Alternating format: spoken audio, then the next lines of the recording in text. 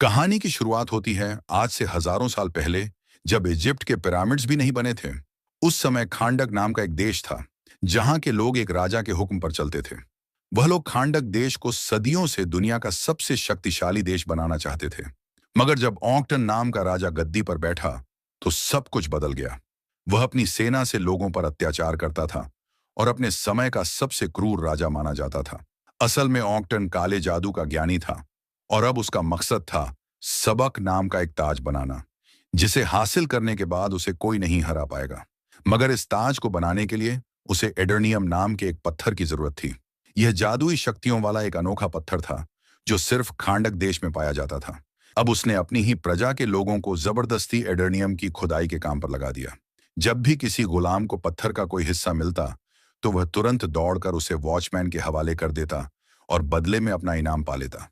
मगर कभी कभी रास्ते में ही बाकी गुलाम पत्थर छीनने के लिए उस गुलाम पर टूट पड़ते। अब जाओ नाम के गुलाम को देखते हैं, जिसका पत्थर सभी छीनने की कोशिश कर रहे थे।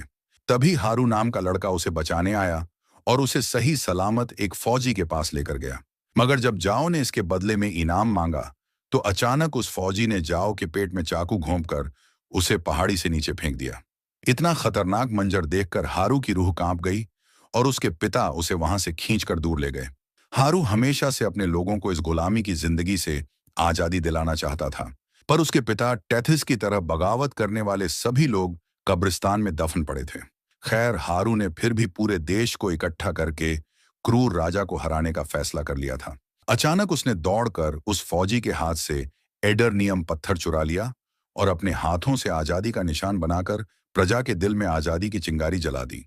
राजा ऑक्टन यह अच्छे से जानता था कि यह छोटी सी चिंगारी जल्द ही जबरदस्त आग का रूप ले सकती है। इसलिए उसने हारू को पूरी प्रजा के सामने फांसी देने का हुक्म दिया। वह अपने आखिरी समय में भी आजादी का नारा लगाता रहा।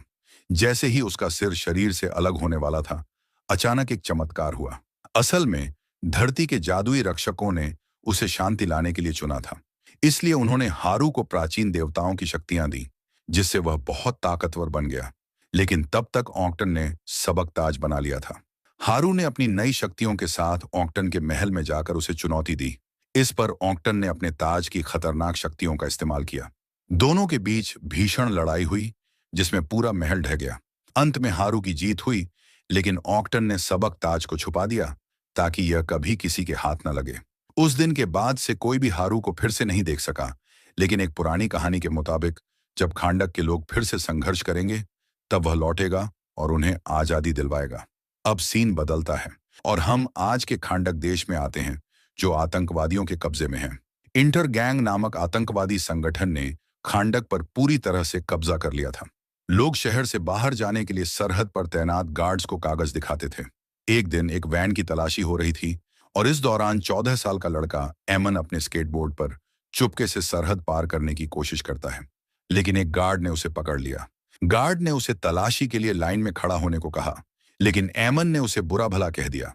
फिर गार्ड ने करीम नाम के आदमी को वैन लेकर निकलने को कहा। तभी गार्ड ने अपनी कलाई देखी और उसे एड्रियाना नाम की भगोड़ी की तस्वीर दिखाई। हम देखते हैं कि एड्रियाना वैन में छिपी हुई थी और एमन गाड़ी की खिड़की के साथ दौड़ रहा था। असल में एमन एड्रियाना का बेटा था और वह अपनी मां के साथ सबक ताज ढूंढने का मिशन पूरा करने की कोशिश कर रहा था। लेकिन उसकी मां ने उसे समझाकर वापस घर भेज दिया। इसके बाद वे सभी नक्शे के अनुसार एक पहाड़ तक पहुंचे, जहां कहा जाता था कि सबक ताज छुपा हुआ था। तभी एड्रियाना ने अपनी दादी द्वारा दिया गया एक पेंडेंट देखा, जो एडरनियम पत्थर से बना था। समीर ने कहा कि अगर वे इस पेंडेंट को चोर बाजार में बेचें तो बहुत अच्छा पैसा मिल सकता है। लेकिन यह उनके परिवार का एक पुराना और अहम पेंडेंट था, जो सदियों से उनके परिवार में था। इसलिए एड्रियाना को इसकी बहुत अहमियत थी। फिर करीम, जो एड्रियाना का भाई था, कहने लगा कि यह पेंडेंट उसे विरासत में मिला था और वह यह नहीं छोड़ सकता। खैर, पहाड़ पर पहुंचने के बाद तीनों ने ताज की खोज शुरू कर दी और करीम गाड़ी में रहकर पहाड़ की रखवाली करने लगा। जैसे ही वे पहाड़ में घुसे, अचानक इस्माइल गायब हो गया और समीर उसे ढूंढने निकल पड़ा। वहीं बाहर करीम अपनी गाड़ी में बैठकर गाने सुन रहा था कि अचानक उसने समीर को पहाड़ से नीचे गिरते हुए देखा। करीम तुरंत उसकी मदद के लिए दौड़ा, लेकिन अचानक कई फौजियों ने उसे चारों ओर से घेर लिया। इसी दौरान पहाड़ के अंदर इस्माइल अचानक एड्रियाना के सामने आ गया, जिससे वह डर गई। एड्रियाना ने पूछा कि समीर कहाँ है, तो इस्माइल ने जवाब दिया कि वह थोड़ी ठंडी हवा खाने गया था। खैर, जल्द ही दोनों एडम की मजार तक पहुंचे और वहीं के पास सबक ताज था। एड्रियाना ने दो बड़ी चट्टानों के बीच कूदकर ताज को हासिल कर लिया, लेकिन उसी समय करीम को पकड़ने वाले फौजी अंदर आ गए और उन्होंने इस्माइल को गिरफ्तार कर लिया। इस्माइल ने चिल्लाकर एड्रियाना से भाग जाने को कहा, लेकिन फौजियों के लीडर ने करीम पर बंदूक तान दी। अब अपने भाई की जान बचाने के लिए एड्रियाना ने खुद को फौजियों के हवाले करने का फैसला किया। उसने एडम की मजार पर सिर झुकाकर एक खास मंत्र बोला, जिसके बाद अचानक वहां तेज रोशनी का उजाला हुआ और एक रहस्यमयी आदमी उनके सामने प्रकट हुआ। उसने एक फौजी को अपनी शक्ति से उठाकर उसे बिजली के झटके देकर मार डाला। उस समय बाकी फौजियों ने उस पर गोलियों से हमला किया और एड्रियाना ने इस मौके का फायदा उठाकर करीम के साथ भाग निकली। उधर फौजी अपनी बंदूकों से उस रहस्यमयी योद्धा को कुछ नहीं कर पाए। फिर उस योद्धा ने अपनी हाइपर स्पीड शक्ति से इन फौजियों को जल्दी से हटा दिया। इसी दौरान जब एड्रियाना ताज लेकर जा रही थी, एक बड़ा पत्थर उसके ऊपर गिरने वाला था, लेकिन वक्त पर उस रहस्यमयी योद्धा ने उसकी जान बचा ली। इस योद्धा का नाम था ब्लैक एडम, जो हजारों साल से इस पहाड़ में कैद था। अब इतने सालों बाद जब ब्लैक एडम पहाड़ से बाहर निकला, तो उसका सामना नए दुश्मनों से हुआ। कुछ हेलीकॉप्टर उस पर हमला करने आए थे, लेकिन ब्लैक एडम ने कभी सोचा भी नहीं था कि इंसान अब इतनी तरक्की कर चुके होंगे। वहीं दूसरी तरफ एड्रियाना और करीम अपनी वैन में वापस पहुंचे और जल्दी से वहां से निकल गए। रास्ते में एड्रियाना ने करीम को बताया कि उसने ताज हासिल कर लिया है और उनका मिशन अब पूरा हो गया है। उधर ब्लैक एडम और दुश्मनों के बीच भीषण लड़ाई शुरू हो चुकी थी। ब्लैक एडम ने दो हेलीकॉप्टरों को हवा में आपस में टकरा दिया, जिससे वहां जबरदस्त आग लग गई। कुछ ही देर में फौजियों से भरी सैकड़ों गाड़ियां वहां आ गईं, लेकिन ब्लैक एडम ने एक ही जगह खड़े रहकर अपनी ताकत से सभी को खत्म कर दिया। आखिरकार जब सब तबाह हो गया, तब ब्लैक एडम एड्रियाना की वैन के सामने आ गया, लेकिन तभी एक आखिरी फौजी ने उस पर बम फेंका। इतना बड़ा धमाका भी ब्लैक एडम को कोई नुकसान नहीं पहुंचा सका। फिर ब्लैक एडम ने उस आखिरी फौजी को भी मार दिया, लेकिन अब वह थोड़ा घायल हो चुका था और वहां से चल दिया। करीम ने राहत की सांस ली और बोला, चलो अब गया पहलवान। मगर तभी अचानक ब्लैक एडम जख्मों के चलते फिर से जमीन पर गिर गया। उधर इस्माइल अभी भी पहाड़ के अंदर था। तभी उसे एक फोन आया, जो उसके आतंकवादी ग्रुप के एक सदस्य का था। असल में इस्माइल एक गुप्त एजेंट था जो एड्रियाना के जरिए ताज को चुराना चाहता था, लेकिन इस बार उसका प्लान फेल हो गया था। अब उसे ताज को एड्रियाना से छीनना था। इसी बीच जैसे ही हॉकमैन नाम के सुपर हीरो को यह खबर मिली कि ब्लैक एडम फिर से जिंदा हो गया है, उसने अपनी टीम को तुरंत एक्टिव कर दिया। इस टीम में शामिल थे एक लड़की साइक्लोन, जो हवा को कंट्रोल कर सकती थी, एक लड़का एटम स्मैशर, जो अपने शरीर का साइज बदल सकता था, और सबसे ताकतवर डॉक्टर फेट, जो जादू में माहिर था। अब ये सभी हॉकमैन के बुलावे पर अमेरिका में उसके घर पहुंचे। उन्हें बताया गया कि उन्हें एक इंटरनेशनल मिशन पर जाना है। हॉकमैन चाहता था कि ये सभी खांडक जाकर ब्लैक एडम को पकड़कर वापस लाएं। इनकी टीम का नाम था जस्टिस सोसाइटी, और वे सब एक खास सुपरशिप में बैठकर रवाना हो गए। हॉकमैन ने बताया कि यह शिप एक ऐसे मेटल से बनी है जिसे कोई नष्ट नहीं कर सकता। कुछ घंटे बाद ब्लैक एडम की आंख खुलती है और वह खुद को एमन के कमरे में पाता है। ब्लैक एडम जब बिस्तर से उठा तो उसने अपनी ताकत से अपनी सारी चोटें ठीक कर लीं। अब उसे पता चला कि उसे पहाड़ में बंद हुए 5000 साल बीत चुके हैं। वहीं लिविंग रूम में एड्रियाना उस कीमती ताज की जांच कर रही थी। तभी उसकी नजर ताज के अंदर लिखे शब्दों पर पड़ी। उसमें लिखा था, जिंदगी ही मौत की राह है। उधर एमन ने अपने कमरे में ब्लैक एडम से कहा कि उसके जाने के बाद खांडक शहर पर विदेशी ताकतों ने कब्जा कर लिया था। यहाँ के लोगों को गुलाम बना दिया गया, लेकिन खांडक के लोगों को पूरा विश्वास था कि एक दिन उनका रक्षक जरूर लौटेगा। इसलिए उन्होंने उसकी एक मूर्ति भी बनाई थी। मगर यह सब सुनकर ब्लैक एडम ने कहा, मैं कोई हीरो नहीं हूं, और गुस्से में दीवार तोड़ते हुए वहां से चला गया। अब ब्लैक एडम बाहर की दुनिया को देखने निकल पड़ा। उसके पीछे से एमन भी एक गुप्त रास्ते से उसका पीछा करने लगा, ताकि उसकी मां को पता न चले। वहीं दूसरी तरफ जस्टिस सोसाइटी की उड़ने वाली शिप खांडक पहुंचने ही वाली थी। शिप में डॉक्टर फेट ने सभी को प्लान बताया। अगर ब्लैक एडम से सजाम कहलवाया जाए तो उसकी सारी ताकतें चली जाएंगी और उसे पकड़ना आसान हो जाएगा। इधर एमन ने भागते हुए एक फौजी का वॉकी टॉकी चुरा लिया और उसमें से एक मैसेज सबको भेजा, खांडक का चैंपियन वापस लौट आया है। फौजियों ने उसका पीछा किया, लेकिन एमन अपने स्केटबोर्ड से तेजी से भाग निकला। उसने दोनों हाथों से एक तिकोना निशान बनाकर ब्लैक एडम को संकेत देने की कोशिश की, लेकिन थोड़ी ही देर में फौजियों ने उसे पकड़ लिया। एड्रियाना उसे छुड़ाने आई और गार्ड से बहस करके एमन को आजाद करवा लिया, मगर जल्द ही उन्हें पता चल गया कि एड्रियाना भी एक वांटेड है। तभी अचानक ब्लैक एडम वहां आ गया और सबको बचा लिया। एक गार्ड ने उसके सिर पर लोहे की छड़ मारी तो ब्लैक एडम ने उसे उठाकर बहुत दूर फेंक दिया। फिर बाकी फौजियों ने उस पर गोलियां चला दी, मगर उसने सबको एक एक करके खत्म कर दिया। जैसे ही वह दो दुश्मनों को लेकर उड़ रहा था, जस्टिस सोसाइटी की शिप सामने आ गई। ब्लैक एडम ने फौजियों को ऊपर से नीचे फेंका। तभी हॉकमैन शिप से कूद गया, अपने सूट को चालू किया और हवा में ही दोनों को पकड़कर सुरक्षित जमीन पर उतार दिया। मगर उसकी ये बहादुरी बेकार गई, क्योंकि ब्लैक एडम ने बिजली गिराकर उन फौजियों को वहीं खत्म कर दिया। कुछ ही पलों में डॉक्टर फेट वहां आ गया और उसने ब्लैक एडम से कहा कि अब उसे शांति से उनके साथ चलना होगा। लेकिन ब्लैक एडम ने साफ कहा, जब मैं मरा था तब एक गुलाम था, अब जब वापस आया हूं तो किसी भगवान से कम नहीं। मैं अब किसी के सामने सिर नहीं झुकाऊंगा। यह सुनकर डॉक्टर फेट ने उस पर हमला कर दिया। उसने अपने दिमागी जादू से चारों ओर एक ऐसा दृश्य बना दिया जैसे ब्लैक एडम का पुराना शहर दोबारा जिंदा हो गया हो। यह सब देखकर ब्लैक एडम कुछ देर के लिए चौंक गया। तभी हॉकमैन ने मौका देखकर अचानक उस पर जोरदार वार किया। ब्लैक एडम को गुस्सा आ गया और उसने हॉकमैन को बिजली के झटके देकर ऊपर आसमान तक उड़ा दिया और हवा में ही उसे मारने लगा। लेकिन डॉक्टर फेट बीच में आया और ब्लैक एडम को जोर से जमीन पर गिरा दिया। अब बारी थी साइक्लोन और एडम स्मैश की। साइक्लोन ने अपनी ताकत से एक बहुत बड़ा हवा का बवंडर बनाया और उसमें लोहे की छड़ें उड़ाकर ब्लैक एडम को फंसाने की कोशिश की, लेकिन ब्लैक एडम उस जाल से भी बाहर निकल आया। तभी डॉक्टर फेट ने दोबारा उसे रोकने की कोशिश की। फिर साइक्लोन और हॉकमैन ने मिलकर उस पर आखिरी बार हमला किया। ब्लैक एडम अब पूरी तरह गुस्से में था। उसने अपनी सारी ताकत एक साथ निकाल दी और सबको धूल चटा दी। उसे लगा कि अब सब खत्म हो गया, मगर तभी एडम स्मैश ने अपनी भारी भरकम ताकत से एक जबरदस्त मुक्का मारा, जिससे ब्लैक एडम जमीन पर गिर पड़ा। लेकिन ब्लैक एडम फिर से खड़ा हुआ और एक ही घूंसे में एडम स्मैश को बेहोश कर दिया। इसके बाद खांडक के लोगों ने खुश होकर ब्लैक एडम के समर्थन में नारे लगाए। ब्लैक एडम वहां से चला गया। डॉक्टर फेट ने अपनी टीम से कहा, अब कोई भी ब्लैक एडम का पीछा नहीं करेगा, क्योंकि हम में से कोई भी उसे नहीं हरा सकता। फिर वो अपनी टीम के साथ एड्रियाना के पास पहुंचा, क्योंकि उसने एक सपना देखा था कि सबक ताज एड्रियाना के पास है।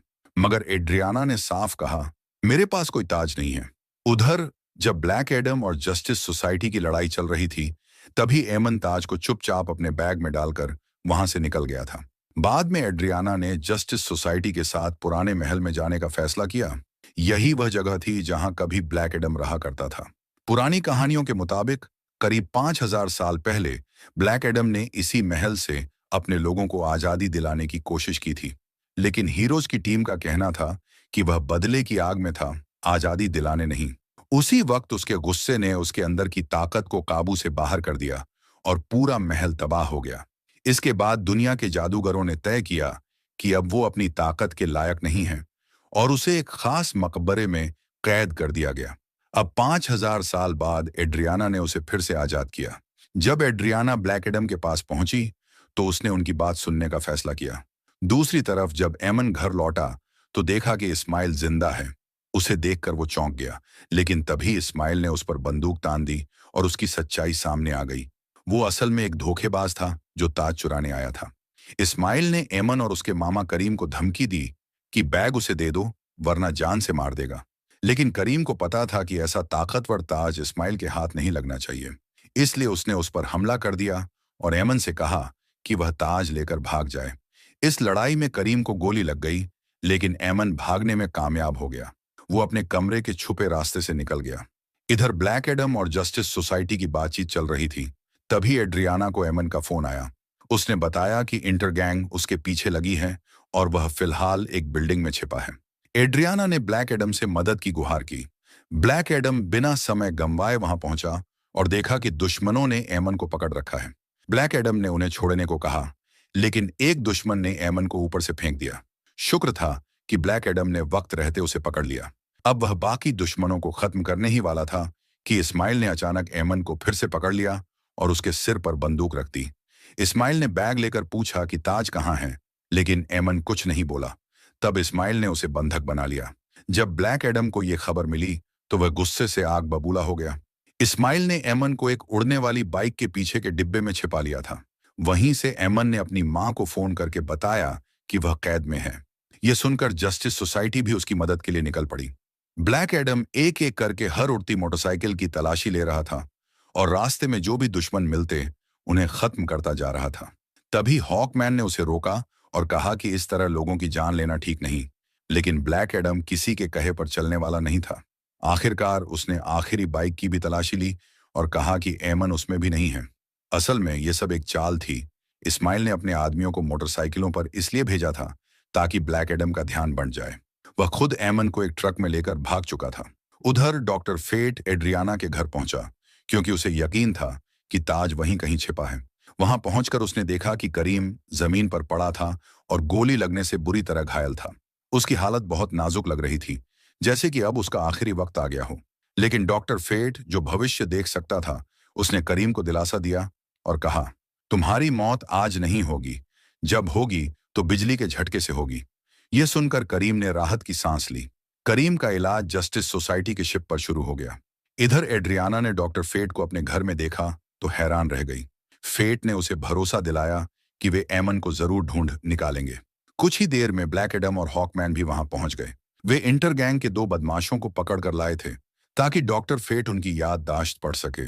लेकिन इससे पहले कि फेट कुछ करता, ब्लैक एडम उन्हें आसमान में ले गया और उन्हें नीचे फेंकने की धमकी देकर सवाल पूछने लगा। जब उसे जवाब मिल गए तो उसने फिर भी उन्हें नीचे फेंक दिया। सौभाग्य से हॉकमैन ने उड़कर दोनों की जान बचा ली। हालांकि ब्लैक एडम अब भी उन्हें मारना चाहता था, इसलिए वह फिर से हमला करने चला। तब हॉकमैन ने उसे रोकने के लिए उस पर वार किया। दोनों की जबरदस्त लड़ाई हुई और उसमें एड्रियाना का पूरा घर बर्बाद हो गया। इसी लड़ाई के दौरान ताज ब्लैक एडम के हाथ में आ गया और तब जाकर सभी को समझ आया कि अब उन्हें एकजुट होकर काम करना होगा ताकि ताज की ताकत से एमन को बचाया जा सके। सब एक साथ मिशन पर निकल पड़े। लेकिन तभी डॉक्टर फेट को भविष्य की एक झलक दिखाई दी, जिसमें उसे दिखा कि आने वाली लड़ाई में हॉकमैन की मौत हो जाएगी। इस बात को लेकर फेट काफी गंभीर हो गया और उसने कहा, शायद अब हमें एक दूसरे को अलविदा कहने का वक्त आ गया है। थोड़ी ही देर बाद सब लोग अल हदीदिया पहाड़ों तक पहुंच गए। वहां उन्होंने ऐसा प्लान बनाया जिससे सबकी जान बचाई जा सके और एमन को सही सलामत वापस लाया जा सके। फिर जैसे ही सही वक्त आया, ब्लैक एडम ने दुश्मनों पर जोरदार हमला बोल दिया। इस लड़ाई में सैकड़ों सैनिक मारे गए। थोड़ी ही देर में उसका सामना इस्माइल से हुआ, लेकिन ब्लैक एडम उस पर हमला नहीं कर सका क्योंकि इस्माइल एक खास जादुई कवच से सुरक्षित था जिसे कोई भी पार नहीं कर सकता था। थोड़ी ही देर में जस्टिस सोसाइटी की टीम भी वहां पहुंच गई। जब एड्रियाना ने देखा कि उसके बेटे एमन के सिर पर बंदूक तानी गई है तो उसने अपने बेटे की जान बचाने के लिए मजबूरी में ताज इस्माइल को दे दिया। अब इस्माइल ने खुद को राजा ऑक्टन का आखिरी वारिस बताया और कहा कि अब वह खांडक का अगला राजा बनेगा। उसने ताज पर लिखा हुआ जादुई मंत्र पढ़ा जिससे उसका सुरक्षा कवच बंद हो गया और उसने एमन को गोली मार दी। लेकिन ब्लैक एडम ने अपनी सुपर स्पीड और ताकत का इस्तेमाल करके एमन को समय रहते बचा लिया। इस घटना से ब्लैक एडम इतना गुस्से में आ गया कि उसकी शक्तियां फिर से काबू के बाहर हो गईं और पूरे पहाड़ को नष्ट कर दिया। सौभाग्य से जस्टिस सोसाइटी की टीम ने अपनी सुरक्षा ढाल से एड्रियाना और एमन को बचा लिया, लेकिन अब एमन को जल्द से जल्द इलाज की जरूरत थी। उधर एडम स्मैशर को इस्माइल का जल चुका शरीर और ताज मिला, जिसे वह शिप में ले आया। वहीं हॉकमैन ब्लैक एडम को ढूंढते हुए महल तक पहुंचा, जहां उसने देखा कि ब्लैक एडम अपने बेटे हारू की मूर्ति के सामने खड़ा है। ब्लैक एडम अतीत को याद कर रहा था। दरअसल जादू के रक्षकों ने हारू को अपनी शक्तियां दी थीं ताकि वह खांडक के लोगों को आजादी दिला सके। लेकिन जब हारू लगातार युद्ध जीतने लगा तो राजा डॉन ने उसके माता पिता को पकड़ लिया। हारू ने अपने पिता को बचाने के लिए अपनी सारी शक्तियां उन्हें दे दी। वह नहीं जानता था कि इसके बाद उसकी मौत हो जाएगी। जैसे ही उसने शक्तियां दी, एक तीर चलाया गया जो सीधा उसके दिल में लगा और वह वहीं मारा गया।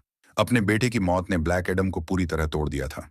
उसे एहसास था कि उसका बेटा कभी नहीं चाहता था कि वह अपनी ताकत का गलत इस्तेमाल करे। इसलिए ब्लैक एडम ने तय किया कि वह अब अपनी सारी शक्तियां छोड़ देगा। उसने हॉकमैन को जिम्मेदारी दी कि वह खुद से वादा करे कि अब ब्लैक एडम कभी सजाम नहीं बोलेगा, क्योंकि बिना इस शब्द के वह अपनी शक्तियां दोबारा नहीं पा सकेगा। हॉकमैन ने उसे एक पानी के नीचे बने सीक्रेट लैब में ले जाकर एक वैज्ञानिक एमिलिया हारकोर्ट और उसकी टीम को सौंप दिया। उन्होंने वादा किया कि अब ब्लैक एडम कभी कुछ बोल नहीं पाएगा, यानी वह हमेशा के लिए निष्क्रिय रहेगा। असल में उस लैब में कई और खतरनाक कैदी भी रखे गए थे, लेकिन उसी वक्त शिप में रखी इस्माइल की लाश में कुछ अजीब हलचल शुरू हो गई।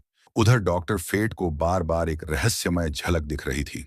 उसे समझ नहीं आ रहा था कि जब मिशन पूरा हो चुका है तब भी ये अजीब दृश्य क्यों सामने आ रहे हैं।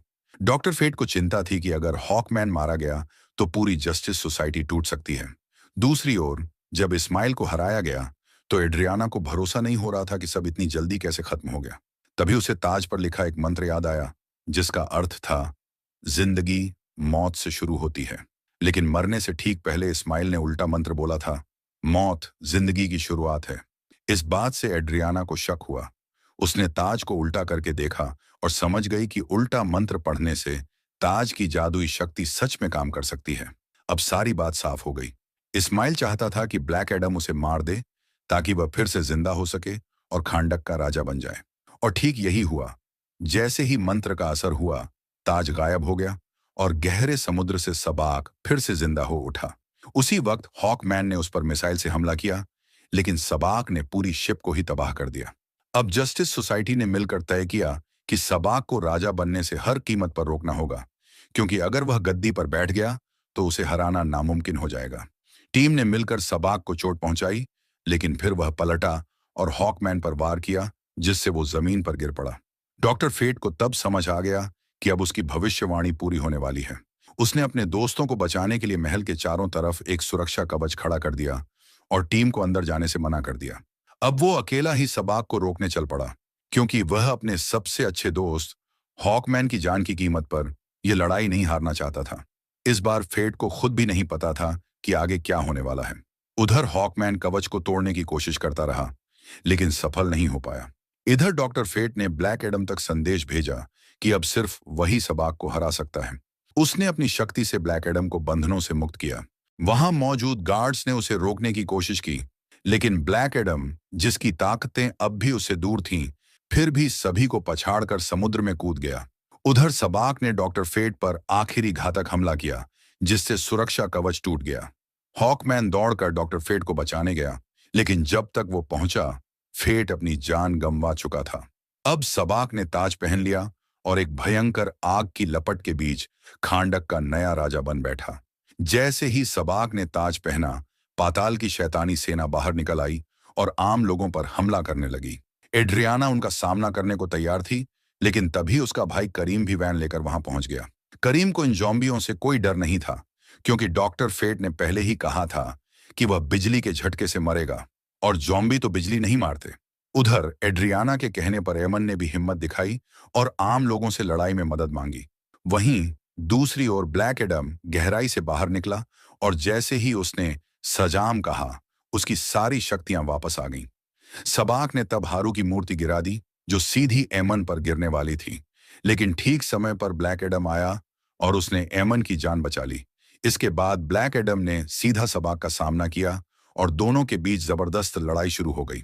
शुरुआत में सबाक भारी पड़ रहा था, लेकिन तभी हॉकमैन भी मैदान में कूद पड़ा। उसने सबाक पर हमला किया, लेकिन जैसा कि डॉक्टर फेट ने देखा था, वह घायल हो गया। मगर असल में यह हॉकमैन का असली शरीर नहीं था। उसने डॉक्टर फेट के हेलमेट की मदद से अपनी कई नकली कॉपियां बना ली थीं, जो सबाक को चारों तरफ से घेर कर हमला कर रही थीं। इधर ब्लैक एडम ने अपनी ताकत का पूरा इस्तेमाल करते हुए सबाक के शरीर को दो हिस्सों में चीर दिया। जैसे ही सबाक मरा, पाताल से आए सभी ज़ॉम्बी भी गायब हो गए। अब आम लोग जीत के नारे लगाने लगे और जश्न मनाने लगे। हालांकि पहले हॉकमैन और ब्लैक एडम में मतभेद थे, लेकिन अब दोनों ने दोस्ती का हाथ बढ़ाया। डॉक्टर फेट का हेलमेट, जिसने भविष्य बदलने में मदद की, अब अपना काम पूरा करके अपने आप गायब हो गया। जस्टिस सोसाइटी ने अब ब्लैक एडम को पकड़ने का इरादा छोड़ दिया, क्योंकि उसने दुनिया को बचाया था। टीम अमेरिका लौट गई और ब्लैक एडम वापस खांडक गया। वहां के लोगों ने उसे राजा बनने को कहा, लेकिन ब्लैक एडम ने सिंहासन तोड़ दिया और कहा, मैं राजा नहीं, रक्षक बनकर रहूंगा। अब ये देश हमेशा के लिए आजाद रहेगा। और इसी के साथ ये मूवी खत्म हो जाती है। दोस्तों, आपने ऐसी कई कहानियां सुनी होंगी जिसमें हमें बताते हैं कि आज से कई 100 साल पहले कुछ बहुत ही बड़े जीव इस दुनिया में वास करते थे। लेकिन क्या कभी सोचा है कि वो अब कहाँ हैं?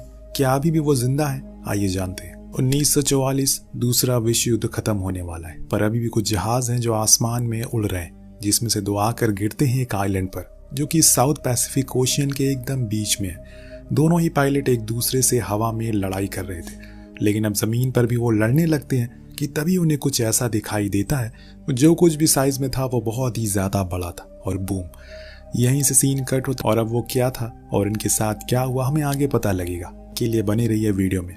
अब आते हैं 1971 में व्हाइट हाउस के बाहर लोग प्रदर्शन कर रहे हैं। उसी में से हम 2 आदमियों को देखते हैं जो कि एक मिनिस्टर से मिलने के लिए आए, क्योंकि उन्हें अपनी प्रोडक्शन के लिए फंडिंग चाहिए। इनके नाम होते हैं बिल और हॉस्टन। दोनों की बातें सुनने के बाद मिनिस्टर उन्हें मना कर देते हैं। असल में इन दोनों का मानना था कि इन्होंने एक ऐसा आइलैंड ढूंढा है जहां पर कुछ ऐसे जीव जंतु हैं और कुछ ऐसी चीजें हैं जिन्हें पाकर हम अपनी कंट्री की इकोनॉमी को और बूम कर सकते हैं, पर वो फिर भी मना कर देते हैं। लेकिन यहाँ बिल जानता है कि अगर वो ये कहेगा तो वो जरूर मानेंगे। वो कह ही देता है कि सर, कल मैंने न्यूज में पढ़ा है कि रशियन आर्मी को भी इस आइलैंड के बारे में खबर लग चुकी है, और अगर हम जल्दी नहीं गए तो वो वहां पहुंच जाएंगे। फिर क्या था, बिल को तुरंत ही परमिशन मिल जाती है, जिसके बाद वो अपनी टीम बनाने लगता है, जिसमें उसे कुछ होशियार और स्ट्रांग लोगों की जरूरत पड़ने वाली है, क्योंकि ये कोई बच्चों का खेल नहीं है। इसीलिए वो आर्मी कमांडर पैकर्ड को बुलाता है, सब कुछ बताता है उन्हें, जो अपने कुछ सबसे हाईली ट्रेन सोल्जर की टीम को बनाते। वहीं हॉस्टन जेम्स को कॉल करता है, जो कि एक गाइड का काम करेगा, और मेसन जो कि एक फोटोग्राफर है, वो उनके लिए एविडेंस बनाएगी। अब सभी को ब्रीफिंग के लिए बुलाया जाता है और समझाया जाता है कि वो लोग सब साथ में आगे बढ़ेंगे। हर एक छोटी से छोटी चीज को बहुत ही बारीकी से चेक करेंगे। अगर कुछ भी उन्हें मिलेगा तो वो उसे सबसे पहले बिल को दिखाएंगे। दिन अगले दिन ये लोग उस आइलैंड के लिए निकल पड़ते हैं, जहां पर ये कुछ चॉपर से जाएंगे, पर इनके सामने एक मुसीबत थी, जो था एक विशाल तूफान जो इनका रास्ता रोके खड़ा था। अगर इनमें से कोई भी अंदर गया तो मारा जाएगा, पर उसके अलावा कोई और ऑप्शन भी तो नहीं है। इसीलिए बिल फैसला करता है कि वो जाएंगे। इसके बाद सभी चॉपर उसके अंदर घुसते हैं, पर शायद इन्होंने ये गलत फैसला ले लिया, क्योंकि वो बिजली इनके चॉपर के ऊपर ही गिर रही थी, जिसके कारण कुछ तो प्लेन क्रैश हो जाते, फिर कुछ उस तूफान को पार कर डालते हैं, और तब इनके सामने आता है वो खूबसूरत आइलैंड जहां पर आज तक कोई नहीं गया। अगर कोई गया भी है तो कभी जिंदा नहीं लौटा। हॉस्टन की टीम सबसे पहले लैंड करती है। दरअसल उसकी थ्योरी के हिसाब से इस आइलैंड के नीचे बड़ी नदियां बह रही है, जिनके अंदर कई फुट गहरे गड्ढे हैं, जिसमें वो विशाल जीव रहते हैं, और उन्हीं गड्ढों में सोने और चांदी के कई सारे महल भी बने, जो किसी जमाने में यहाँ पर रहने वाले लोगों के हुआ करते थे। अगर हम लोग इस पूरे आइलैंड को हिलाकर एक भूकंप लाएं तो हम उन गड्ढों तक पहुंच सकते हैं। अब ये आइडिया बिल को ठीक लगता है, इसीलिए वो पैकर्ड से कहकर पूरे आइलैंड के ऊपर बम गिरवाना शुरू करता है, जिससे कि जितनी भी जीव जंतु सब परेशान हो जाते। लाखों की तादाद में पेड़ बर्बाद हो रहे थे और कुछ पशु पक्षी मारे भी जाते हैं, पर इन्हें ये करना ही था ताकि ये भूकंप ला सके, जो आ भी जाता है पर किसी और चीज का। जब उस चीज को पैकर्ड खुद के सामने देखता है तो उसकी आंखें खुली की खुली रह जाती है। दरअसल वो एक्स्ट्रा लार्ज चिंपैंजी था, जिसका साइज बुर्ज खलीफे से भी बड़ा था।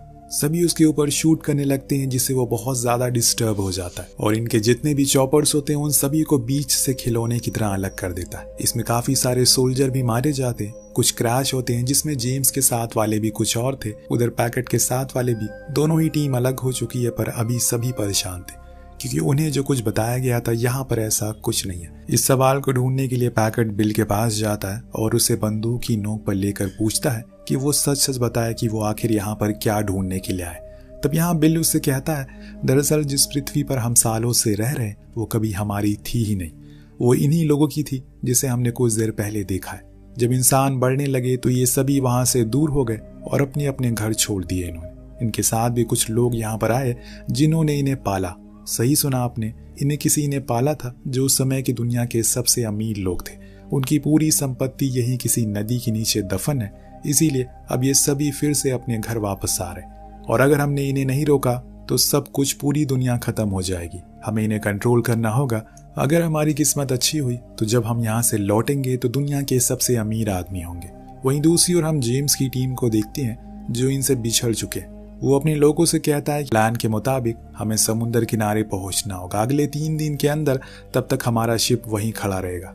वहीं पैकेट की टीम भी जंगल से होते हुए समंदर की ओर बढ़ रही है। पैकेट का एक दमदार सोल्जर चैंपमैन भी उसे आखिर में मिल जाता है, जो कुछ ही दूरी पर क्रैश हो गया था। इतने में इन्हें अपने एक साथी की चीख सुनाई देती है। जब वो उसकी ओर जाते हैं तो देखते हैं कि बाम्बू उसके आर पार हो गया, जो देखकर सभी हैरान थे कि ऐसा कैसे हो सकता है। इतने में एक की नजर ऊपर पड़ती है, तब उसे समझ आता है कि जिसे ये बैम्बू समझ रहे हैं वो असल में एक मकड़ी का पैर है, जिस बात से आप अंदाजा लगा सकते हैं कि इस आइलैंड पर आपको क्या क्या देखने को मिल सकता है। अब एक करके वो मकड़ी कुछ सोल्जर को मारना शुरू करती है। तभी पैकेट सभी को ऑर्डर देता है कि उसके पैर काट दो, जिससे वो नीचे आने लगेगी। सभी उसका कहना मानते हैं, जिससे वो मकड़ी धीरे धीरे करके छोटी होने लगती है और अंत में जब वो नीचे आकर गिरती है तो पैकेट उसे शूट करके मार देता है। वहीं दूसरी ओर जेम्स की टीम को भी कुछ ऐसा ही दिखता है, पर वो इससे भी विशाल था।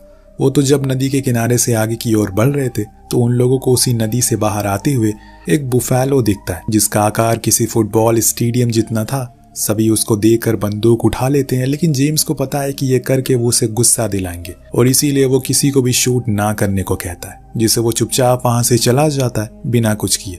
ये लोग वहां से और अंदर जाते हैं, जहां पर उन्हें कुछ घर दिखते हैं जिसके बस दीवारें ही बची रह गई थी, लेकिन वो सभी सोने की थी। जो देखकर मेसन फौरन उनकी फोटो खींचता है, लेकिन तभी उन लोगों को चारों ओर से कोई घेर लेता है। ये शायद यहाँ पर रहने वाले कबीले के लोग थे, जिन्होंने सिर्फ एक ही पैंट पहनी हुई थी जिस पर गोल्ड प्लेटिंग थी। सभी बहुत डर गए, पर इतने में उनके बीच एक हैंक नाम का बंदा आता है, जो उन कबीले वालों से अलग था क्योंकि उसने आज के जमाने के कपड़े पहने थे। वो खुद को हैंक करके इंट्रोड्यूस करवाता है। ये असल में वही अमेरिकन पायलट है जो आज से तकरीबन 28 साल पहले क्रैश हुआ था एक जापानीज पायलट के साथ। वो तो मर गया, लेकिन हैंक अभी भी जिंदा है और इन्हीं लोगों के साथ रहने लग गया। वो जेम्स की टीम को बताता है कि ये लोग तुम्हें कुछ नहीं करेंगे, तुम्हें डरने की जरूरत नहीं है।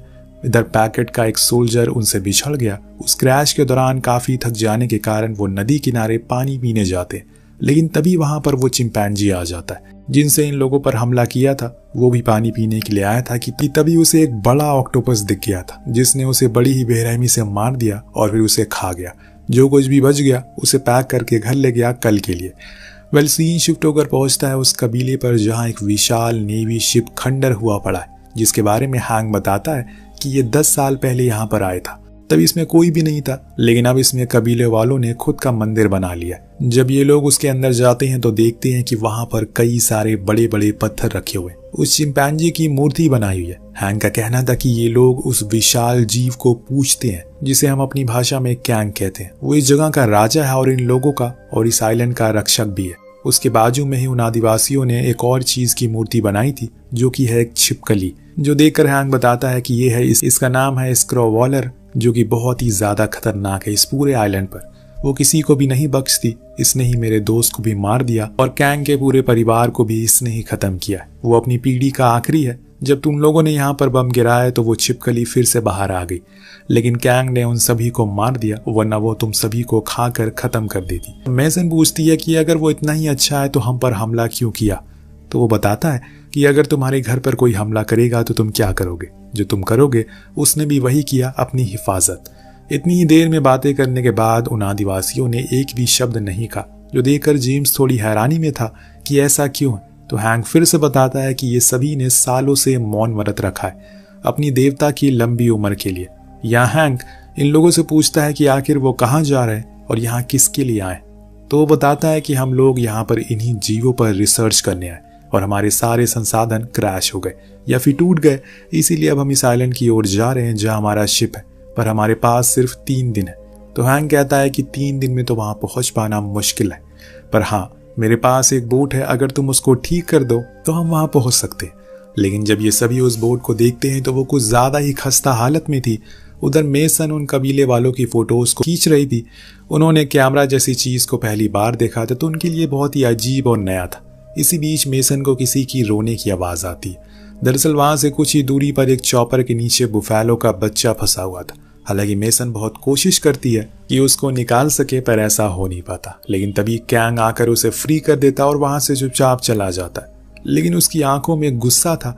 तब मेसन को समझ आता है कि हैंक सही कह रहा है, हमने उसके घर को बर्बाद कर दिया। अब इधर जिस सोल्जर ने कैंग को पानी पीते हुए देखा था वो भागते हुए जंगल के अंदर गया जहां वो अपने साथियों से बार बार जुड़ने की कोशिश करता है, एक पेड़ की टहनी पर बैठकर।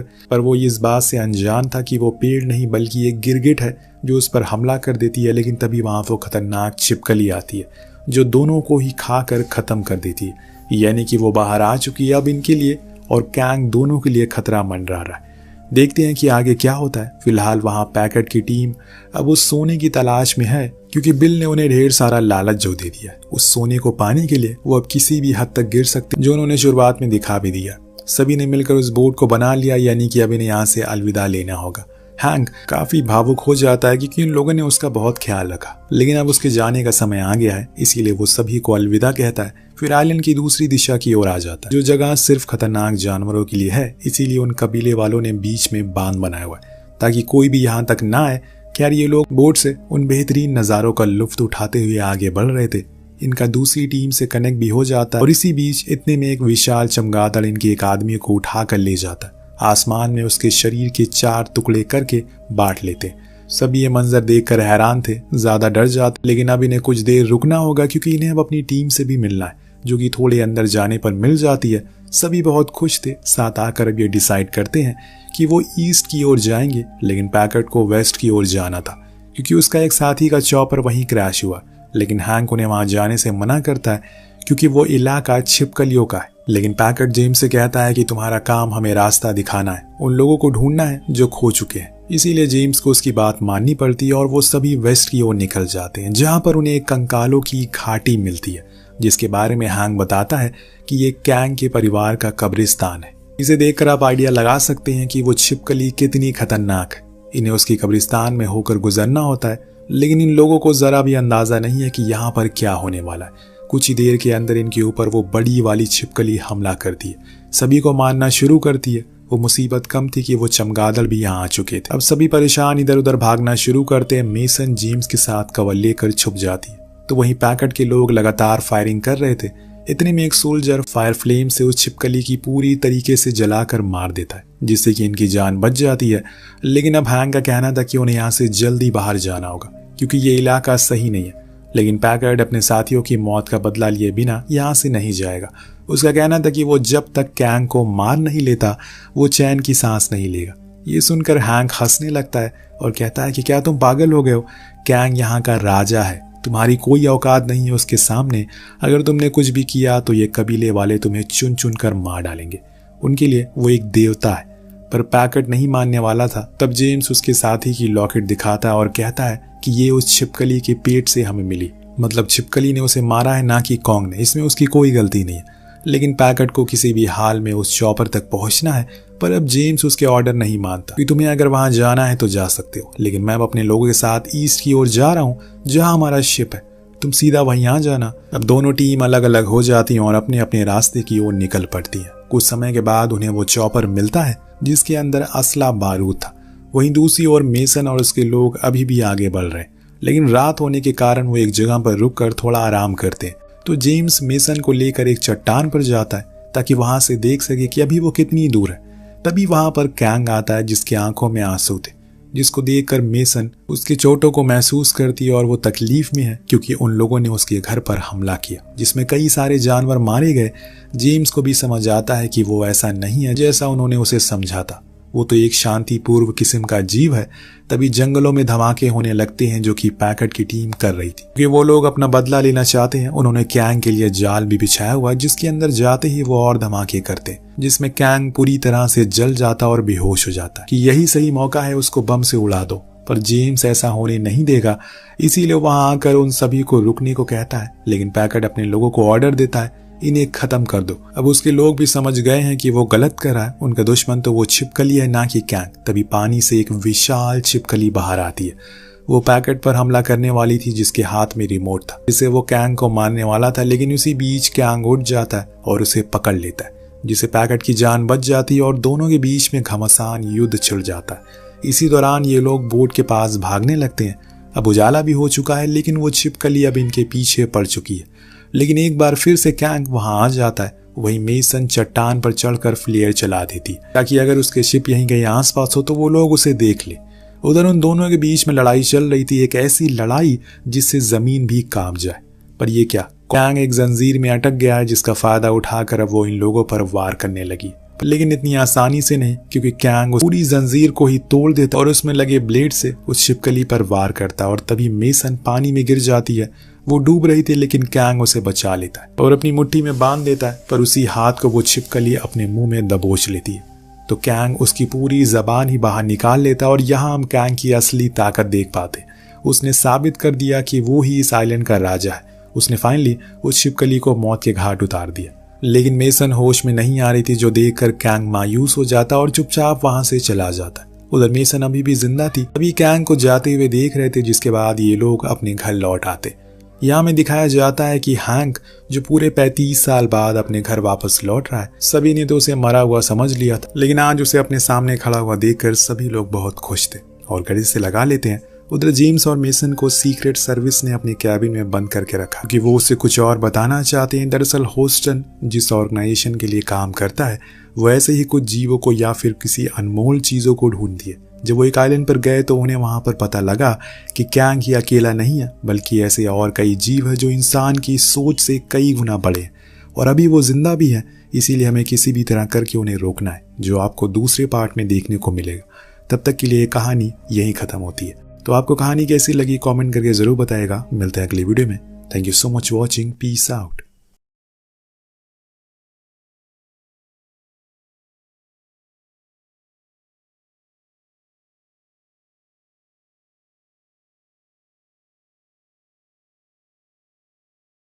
कहानी की शुरुआत होती है आज से हजारों साल पहले, जब इजिप्ट के पिरामिड्स भी नहीं बने थे। उस समय खांडक नाम का एक देश था, जहां के लोग एक राजा के हुक्म पर चलते थे। वह लोग खांडक देश को सदियों से दुनिया का सबसे शक्तिशाली देश बनाना चाहते थे। मगर जब ऑक्टन नाम का राजा गद्दी पर बैठा तो सब कुछ बदल गया। वह अपनी सेना से लोगों पर अत्याचार करता था और अपने समय का सबसे क्रूर राजा माना जाता था। असल में ऑक्टन काले जादू का ज्ञानी था और अब उसका मकसद था सबक नाम का एक ताज बनाना, जिसे हासिल करने के बाद उसे कोई नहीं हरा पाएगा। मगर इस ताज को बनाने के लिए उसे एडर्नियम नाम के एक पत्थर की जरूरत थी। यह जादुई शक्तियों वाला एक अनोखा पत्थर था जो सिर्फ खांडक देश में पाया जाता था। अब उसने अपनी ही प्रजा के लोगों को जबरदस्ती एडर्नियम की खुदाई के काम पर लगा दिया। जब भी किसी गुलाम को पत्थर का कोई हिस्सा मिलता तो वह तुरंत दौड़कर उसे वॉचमैन के हवाले कर देता और बदले में अपना इनाम पा लेता। मगर कभी कभी रास्ते में ही बाकी गुलाम पत्थर छीनने के लिए उस गुलाम पर टूट पड़ते। अब जाओ नाम के गुलाम को देखते हैं, जिसका पत्थर सभी छीनने की कोशिश कर रहे थे। तभी हारू नाम का लड़का उसे बचाने आया और उसे सही सलामत एक फौजी के पास लेकर गया। मगर जब जाओ ने इसके बदले में इनाम मांगा तो अचानक उस फौजी ने जाओ के पेट में चाकू घोंपकर उसे पहाड़ी से नीचे फेंक दिया। इतना खतरनाक मंजर देखकर हारू की रूह कांप गई और उसके पिता उसे वहां से खींचकर दूर ले गए। हारू हमेशा से अपने लोगों को इस गुलामी की जिंदगी से आजादी दिलाना चाहता था, पर उसके पिता टेथिस की तरह बगावत करने वाले सभी लोग कब्रिस्तान में दफन पड़े थे। खैर, हारू ने फिर भी पूरे देश को इकट्ठा करके क्रूर राजा को हराने का फैसला कर लिया था। अचानक उसने दौड़कर उस फौजी के हाथ से एडर्नियम पत्थर चुरा लिया और अपने हाथों से आजादी का निशान बनाकर प्रजा के दिल में आजादी की चिंगारी जला दी। राजा ऑक्टन यह अच्छे से जानता था कि यह छोटी सी चिंगारी जल्द ही जबरदस्त आग का रूप ले सकती है, इसलिए उसने हारू को पूरी प्रजा के सामने फांसी देने का हुक्म दिया। वह अपने आखिरी समय में भी आजादी का नारा लगाता रहा। जैसे ही उसका सिर शरीर से अलग होने वाला था, अचानक एक चमत्कार हुआ। असल में धरती के जादुई रक्षकों ने उसे शांति लाने के लिए चुना था, इसलिए उन्होंने हारू को प्राचीन देवताओं की शक्तियां दी, जिससे वह बहुत ताकतवर बन गया। लेकिन तब तक ऑक्टन ने सबक ताज बना लिया था। हारू ने अपनी नई शक्तियों के साथ ऑक्टन के महल में जाकर उसे चुनौती दी। इस पर ऑक्टन ने अपने ताज की खतरनाक शक्तियों का इस्तेमाल किया। दोनों के बीच भीषण लड़ाई हुई, जिसमें पूरा महल ढह गया। अंत में हारू की जीत हुई, लेकिन ऑक्टन ने सबक ताज को छुपा दिया ताकि यह कभी किसी के हाथ न लगे। उस दिन के बाद से कोई भी हारू को फिर से नहीं देख सका, लेकिन एक पुरानी कहानी के मुताबिक जब खांडक के लोग फिर से संघर्ष करेंगे तब वह लौटेगा और उन्हें आजादी दिलवाएगा। अब सीन बदलता है और हम आज के खांडक देश में आते हैं, जो आतंकवादियों के कब्जे में है। इंटर गैंग नामक आतंकवादी संगठन ने खांडक पर पूरी तरह से कब्जा कर लिया था। लोग शहर से बाहर जाने के लिए सरहद पर तैनात गार्ड्स को कागज दिखाते थे एक दिन एक वैन की तलाशी हो रही थी और इस दौरान 14 साल का लड़का एमन अपने स्केटबोर्ड पर चुपके से सरहद पार करने की कोशिश करता है। लेकिन एक गार्ड ने उसे पकड़ लिया। गार्ड ने उसे तलाशी के लिए लाइन में खड़ा होने को कहा, लेकिन एमन ने उसे बुरा भला कह दिया। फिर गार्ड ने करीम नाम के आदमी को वैन लेकर निकलने को कहा। तभी गार्ड ने अपनी कलाई देखी और उसे एड्रियाना नाम की भगोड़ी की तस्वीर दिखाई। हम देखते हैं कि एड्रियाना वैन में छिपी हुई थी और एमन गाड़ी की खिड़की के साथ दौड़ रहा था। असल में एमन एड्रियाना का बेटा था और वह अपनी मां के साथ सबक ताज ढूंढने का मिशन पूरा करने की कोशिश कर रहा था, लेकिन उसकी मां ने उसे समझाकर वापस घर भेज दिया। इसके बाद वे सभी नक्शे के अनुसार एक पहाड़ तक पहुंचे जहां कहा जाता था कि सबक ताज छुपा हुआ था। तभी एड्रियाना ने अपनी दादी द्वारा दिया गया एक पेंडेंट देखा जो एडरनियम पत्थर से बना था। समीर ने कहा कि अगर वे इस पेंडेंट को चोर बाजार में बेचें तो बहुत अच्छा पैसा मिल सकता है, लेकिन यह उनके परिवार का एक पुराना और अहम पेंडेंट था जो सदियों से उनके परिवार में था, इसलिए एड्रियाना को इसकी बहुत अहमियत थी। फिर करीम, जो एड्रियाना का भाई था, कहने लगा कि यह पेंडेंट उसे विरासत में मिला था और वह यह नहीं छोड़ सकता। खैर, पहाड़ पर पहुंचने के बाद तीनों ने ताज की खोज शुरू कर दी और करीम गाड़ी में रहकर पहाड़ की रखवाली करने लगा। जैसे ही वे पहाड़ में घुसे, अचानक इस्माइल गायब हो गया और समीर उसे ढूंढने निकल पड़ा। वहीं बाहर करीम अपनी गाड़ी में बैठकर गाने सुन रहा था कि अचानक उसने समीर को पहाड़ से नीचे गिरते हुए देखा। करीम तुरंत उसकी मदद के लिए दौड़ा, लेकिन अचानक कई फौजियों ने उसे चारों ओर से घेर लिया। इसी दौरान पहाड़ के अंदर इस्माइल अचानक एड्रियाना के सामने आ गया, जिससे वह डर गई। एड्रियाना ने पूछा कि समीर कहाँ है, तो इस्माइल ने जवाब दिया कि वह थोड़ी ठंडी हवा खाने गया था। खैर, जल्द ही दोनों एडम की मजार तक पहुंचे और वहीं के पास सबक ताज था। एड्रियाना ने दो बड़ी चट्टानों के बीच कूदकर ताज को हासिल कर लिया, लेकिन उसी समय करीम को पकड़ने वाले फौजी अंदर आ गए और उन्होंने इस्माइल को गिरफ्तार कर लिया। इस्माइल ने चिल्लाकर एड्रियाना से भाग जाने को कहा, लेकिन फौजियों के लीडर ने करीम पर बंदूक तान दी। अब अपने भाई की जान बचाने के लिए एड्रियाना ने खुद को फौजियों के हवाले करने का फैसला किया। उसने एडम की मजार पर सिर झुकाकर एक खास मंत्र बोला, जिसके बाद अचानक वहां तेज रोशनी का उजाला हुआ और एक रहस्यमयी आदमी उनके सामने प्रकट हुआ। उसने एक फौजी को अपनी शक्ति से उठाकर उसे बिजली के झटके देकर मार डाला। उस समय बाकी फौजियों ने उस पर गोलियों से हमला किया और एड्रियाना ने इस मौके का फायदा उठाकर करीम के साथ भाग निकली। उधर फौजी अपनी बंदूकों से उस रहस्यमयी योद्धा को कुछ नहीं कर पाए। फिर उस योद्धा ने अपनी हाइपर स्पीड शक्ति से इन फौजियों को जल्दी से हटा दिया। इसी दौरान जब एड्रियाना ताज लेकर जा रही थी, एक बड़ा पत्थर उसके ऊपर गिरने वाला था, लेकिन वक्त पर उस रहस्यमयी योद्धा ने उसकी जान बचा ली। इस योद्धा का नाम था ब्लैक एडम, जो हजारों साल से इस पहाड़ में कैद था। अब इतने सालों बाद जब ब्लैक एडम पहाड़ से बाहर निकला तो उसका सामना नए दुश्मनों से हुआ। कुछ हेलीकॉप्टर उस पर हमला करने आए थे, लेकिन ब्लैक एडम ने कभी सोचा भी नहीं था कि इंसान अब इतनी तरक्की कर चुके होंगे। वहीं दूसरी तरफ एड्रियाना और करीम अपनी वैन में वापस पहुंचे और जल्दी से वहां से निकल गए। रास्ते में एड्रियाना ने करीम को बताया कि उसने ताज हासिल कर लिया है और उनका मिशन अब पूरा हो गया है। उधर ब्लैक एडम और दुश्मनों के बीच भीषण लड़ाई शुरू हो चुकी थी। ब्लैक एडम ने दो हेलीकॉप्टरों को हवा में आपस में टकरा दिया, जिससे वहां जबरदस्त आग लग गई। कुछ ही देर में फौजियों से भरी सैकड़ों गाड़ियां वहां आ गईं, लेकिन ब्लैक एडम ने एक ही जगह खड़े रहकर अपनी ताकत से सभी को खत्म कर दिया। आखिरकार जब सब तबाह हो गया, तब ब्लैक एडम एड्रियाना की वैन के सामने आ गया, लेकिन तभी एक आखिरी फौजी ने उस पर बम फेंका। इतना बड़ा धमाका भी ब्लैक एडम को कोई नुकसान नहीं पहुंचा सका। फिर ब्लैक एडम ने उस आखिरी फौजी को भी मार दिया, लेकिन अब वह थोड़ा घायल हो चुका था और वहां से चल दिया। करीम ने राहत की सांस ली और बोला, चलो अब गया पहलवान। मगर तभी अचानक ब्लैक एडम जख्मों के चलते फिर से जमीन पर गिर गया। उधर इस्माइल अभी भी पहाड़ के अंदर था। तभी उसे एक फोन आया जो उसके आतंकवादी ग्रुप के एक सदस्य का था। असल में इस्माइल एक गुप्त एजेंट था जो एड्रियाना के जरिए ताज को चुराना चाहता था, लेकिन इस बार उसका प्लान फेल हो गया था।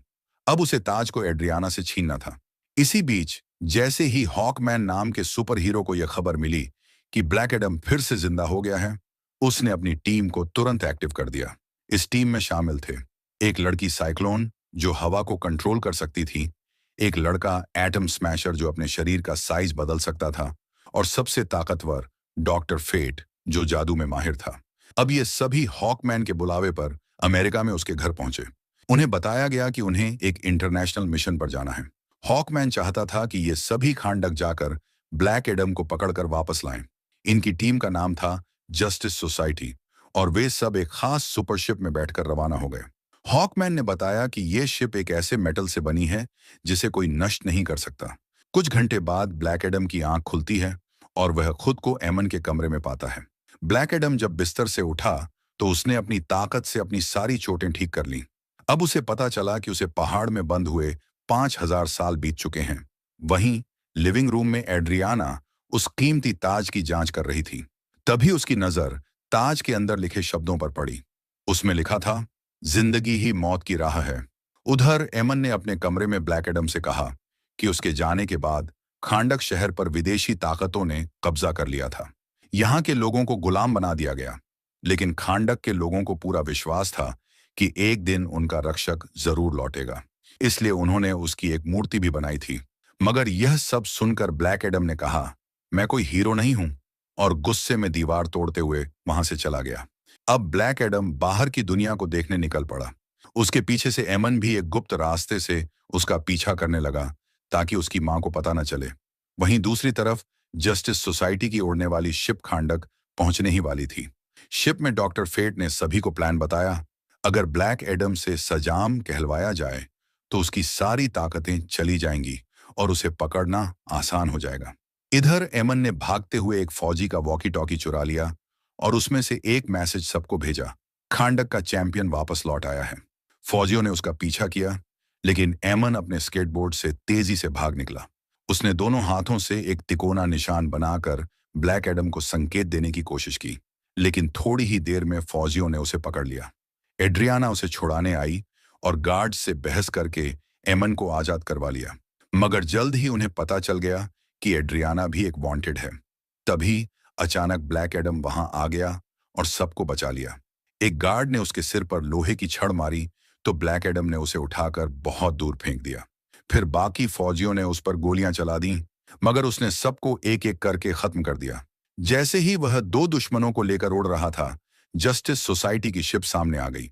ब्लैक एडम ने फौजियों को ऊपर से नीचे फेंका। तभी हॉकमैन शिप से कूद गया, अपने सूट को चालू किया और हवा में ही दोनों को पकड़कर सुरक्षित जमीन पर उतार दिया। मगर उसकी ये बहादुरी बेकार गई, क्योंकि ब्लैक एडम ने बिजली गिराकर उन फौजियों को वहीं खत्म कर दिया। कुछ ही पलों में डॉक्टर फेट वहां आ गया और उसने ब्लैक एडम से कहा कि अब उसे शांति से उनके साथ चलना होगा। लेकिन ब्लैक एडम ने साफ कहा, जब मैं मरा था तब एक गुलाम था, अब जब वापस आया हूं तो किसी भगवान से कम नहीं।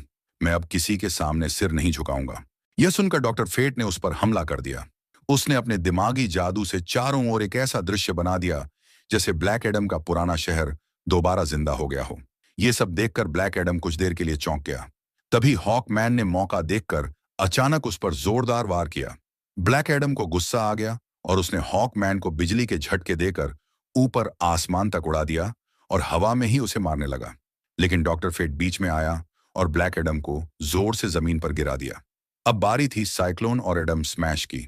साइक्लोन ने अपनी ताकत से एक बहुत बड़ा हवा का बवंडर बनाया और उसमें लोहे की छड़ें उड़ाकर ब्लैक एडम को फंसाने की कोशिश की, लेकिन ब्लैक एडम उस जाल से भी बाहर निकल आया। तभी डॉक्टर फेट ने दोबारा उसे रोकने की कोशिश की। फिर साइक्लोन और हॉकमैन ने मिलकर उस पर आखिरी बार हमला किया। ब्लैक एडम अब पूरी तरह गुस्से में था। उसने अपनी सारी ताकत एक साथ निकाल दी और सबको धूल चटा दी। उसे लगा कि अब सब खत्म हो गया। मगर तभी एडम स्मैश ने अपनी भारी भरकम ताकत से एक जबरदस्त मुक्का मारा, जिससे ब्लैक एडम जमीन पर गिर पड़ा। लेकिन ब्लैक एडम फिर से खड़ा हुआ और एक ही घूंसे में एडम स्मैश को बेहोश कर दिया। इसके बाद खांडक के लोगों ने खुश होकर ब्लैक एडम के समर्थन में नारे लगाए। ब्लैक एडम वहां से चला गया।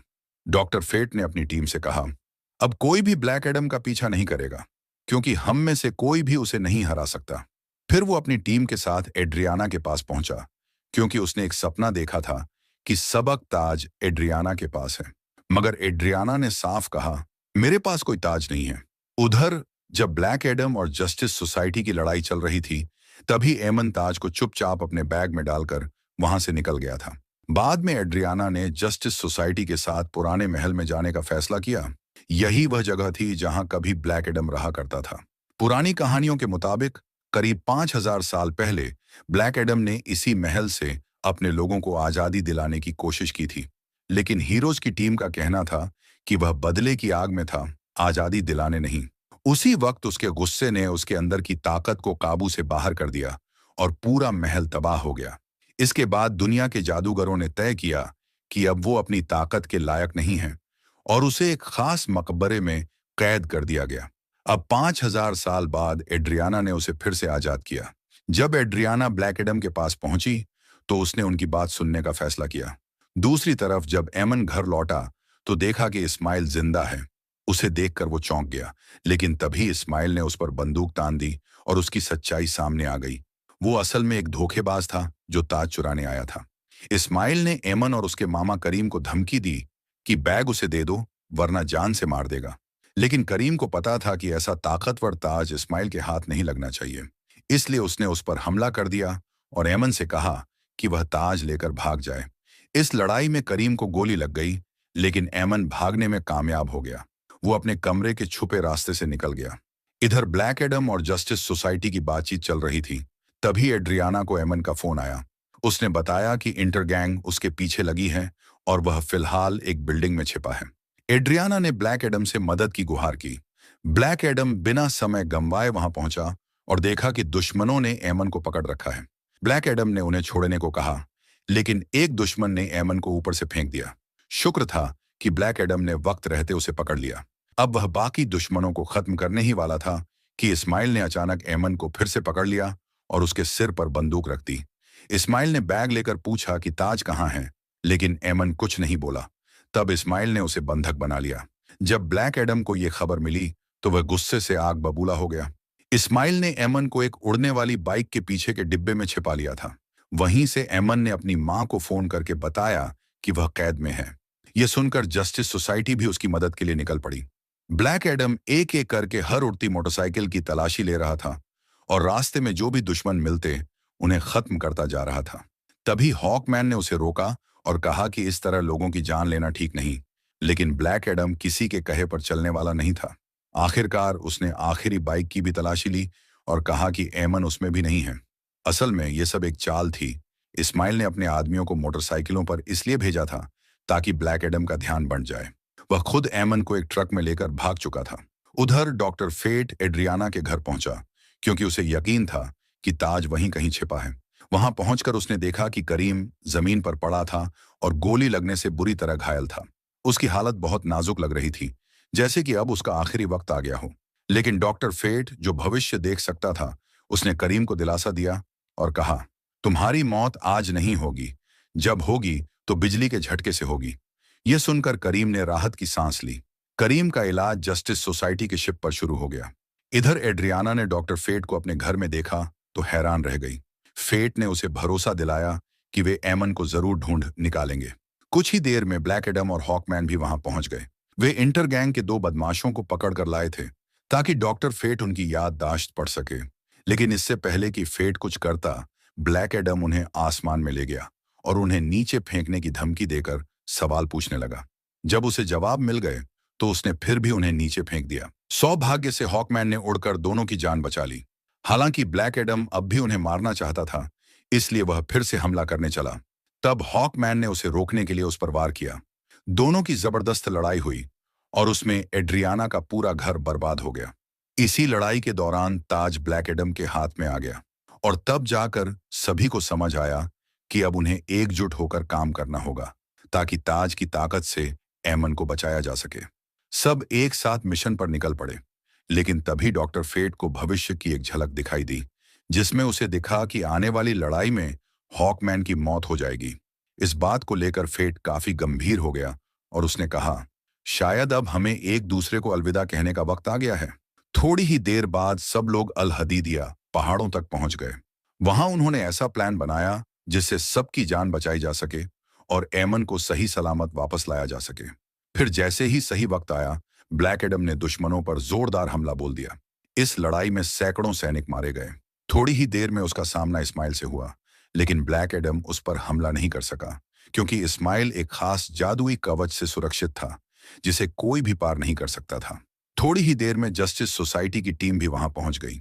जब एड्रियाना ने देखा कि उसके बेटे एमन के सिर पर बंदूक तानी गई है, तो उसने अपने बेटे की जान बचाने के लिए मजबूरी में ताज इस्माइल को दे दिया। अब इस्माइल ने खुद को राजा ऑक्टन का आखिरी वारिस बताया और कहा कि अब वह खांडक का अगला राजा बनेगा। उसने ताज पर लिखा हुआ जादुई मंत्र पढ़ा, जिससे उसका सुरक्षा कवच बंद हो गया और उसने एमन को गोली मार दी। लेकिन ब्लैक एडम ने अपनी सुपर स्पीड और ताकत का इस्तेमाल करके एमन को समय रहते बचा लिया। इस घटना से ब्लैक एडम इतना गुस्से में आ गया कि उसकी शक्तियां फिर से काबू के बाहर हो गईं और पूरे पहाड़ को नष्ट कर दिया। सौभाग्य से जस्टिस सोसाइटी की टीम ने अपनी सुरक्षा ढाल से एड्रियाना और एमन को बचा लिया, लेकिन अब एमन को जल्द से जल्द इलाज की जरूरत थी। उधर एडम स्मैशर को इस्माइल का जल चुका शरीर और ताज मिला, जिसे वह शिप में ले आया। वहीं हॉकमैन ब्लैक एडम को ढूंढते हुए महल तक पहुंचा, जहां उसने देखा कि ब्लैक एडम अपने बेटे हारू की मूर्ति के सामने खड़ा है। ब्लैक एडम अतीत को याद कर रहा था। दरअसल जादू के रक्षकों ने हारू को अपनी शक्तियां दी थीं, ताकि वह खांडक के लोगों को आजादी दिला सके। लेकिन जब हारू लगातार युद्ध जीतने लगा, तो राजा डॉन ने उसके माता पिता को पकड़ लिया। हारू ने अपने पिता को बचाने के लिए अपनी सारी शक्तियां उन्हें दे दी। वह नहीं जानता था कि इसके बाद उसकी मौत हो जाएगी। जैसे ही उसने शक्तियां दी, एक तीर चलाया गया जो सीधा उसके दिल में लगा और वह वहीं मारा गया। अपने बेटे की मौत ने ब्लैक एडम को पूरी तरह तोड़ दिया था।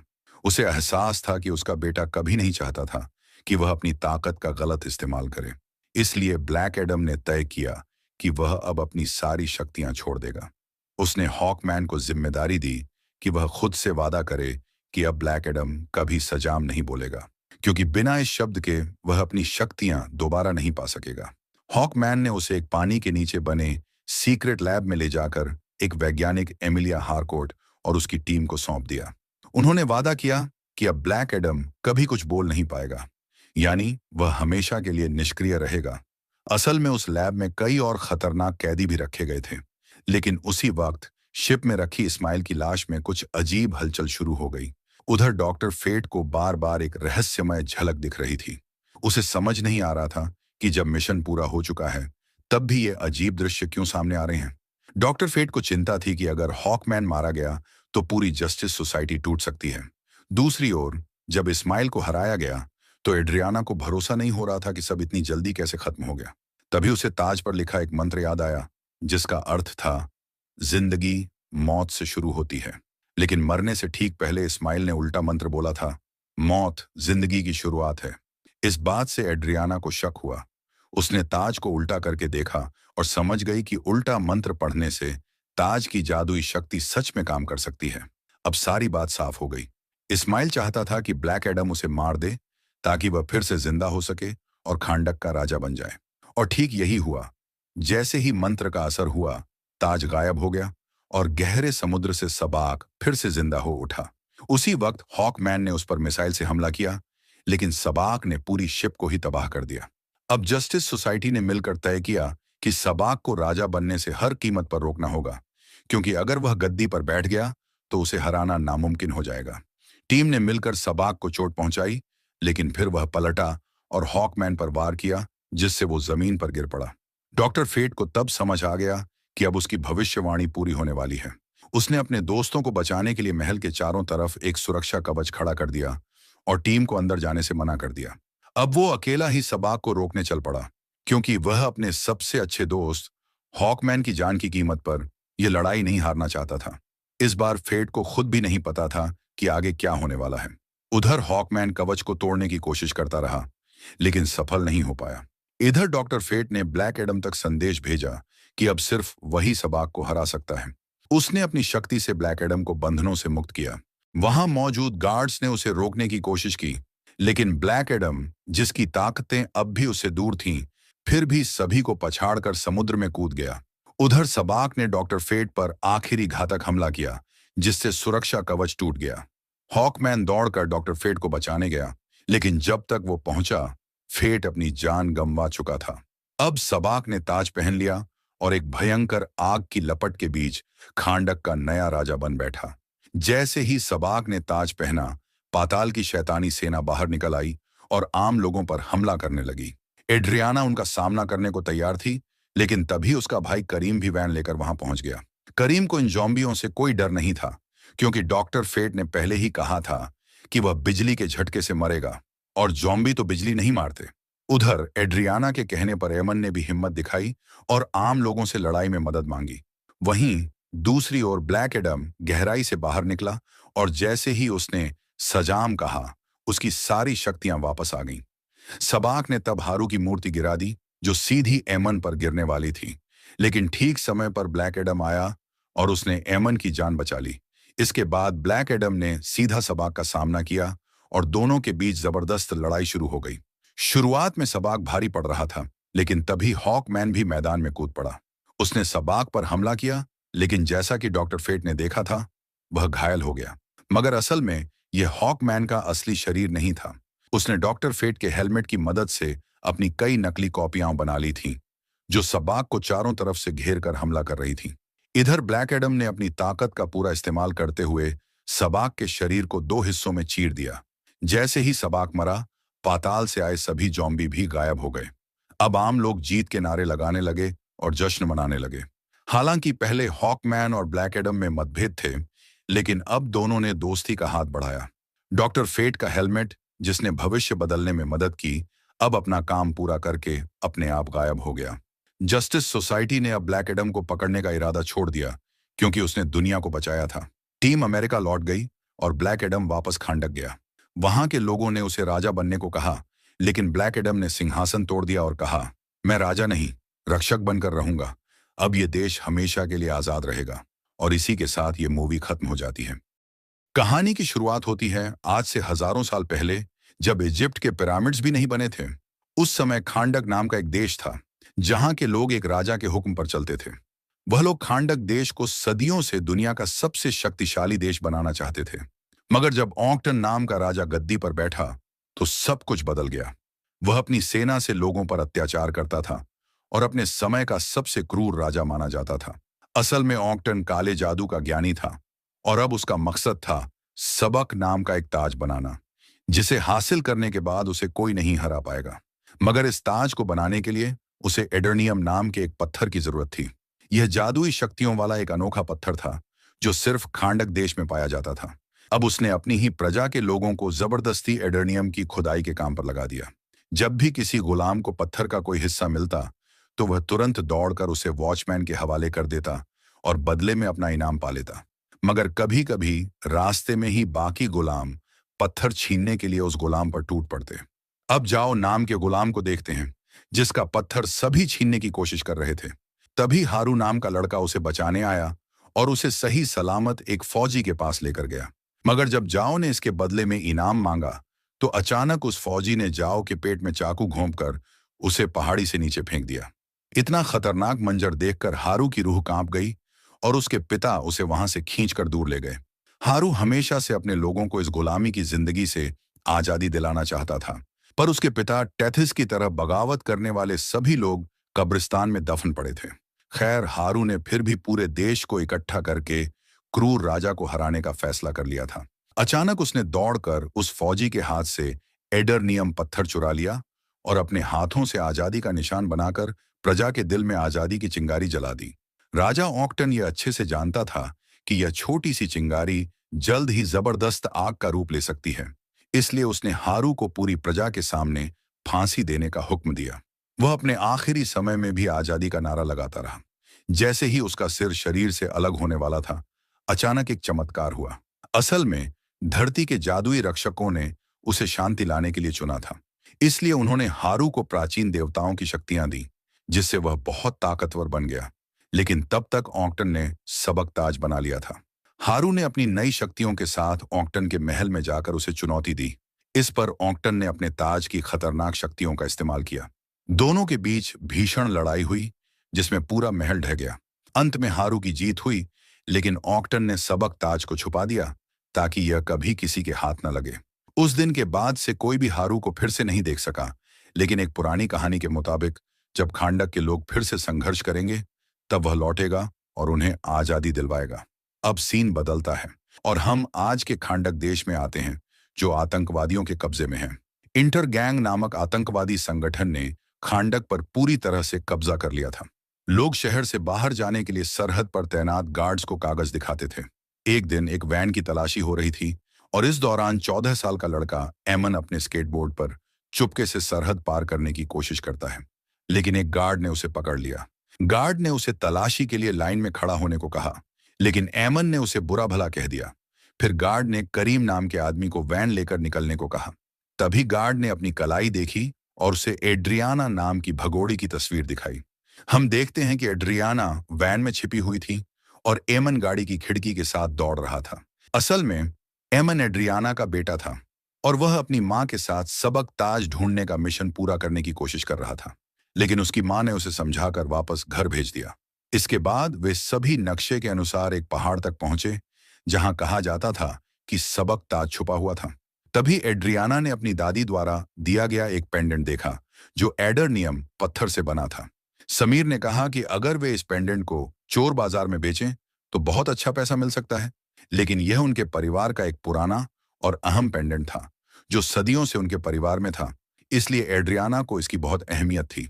फिर करीम, जो एड्रियाना का भाई था, कहने लगा कि यह पेंडेंट उसे विरासत में मिला था और वह यह नहीं छोड़ सकता।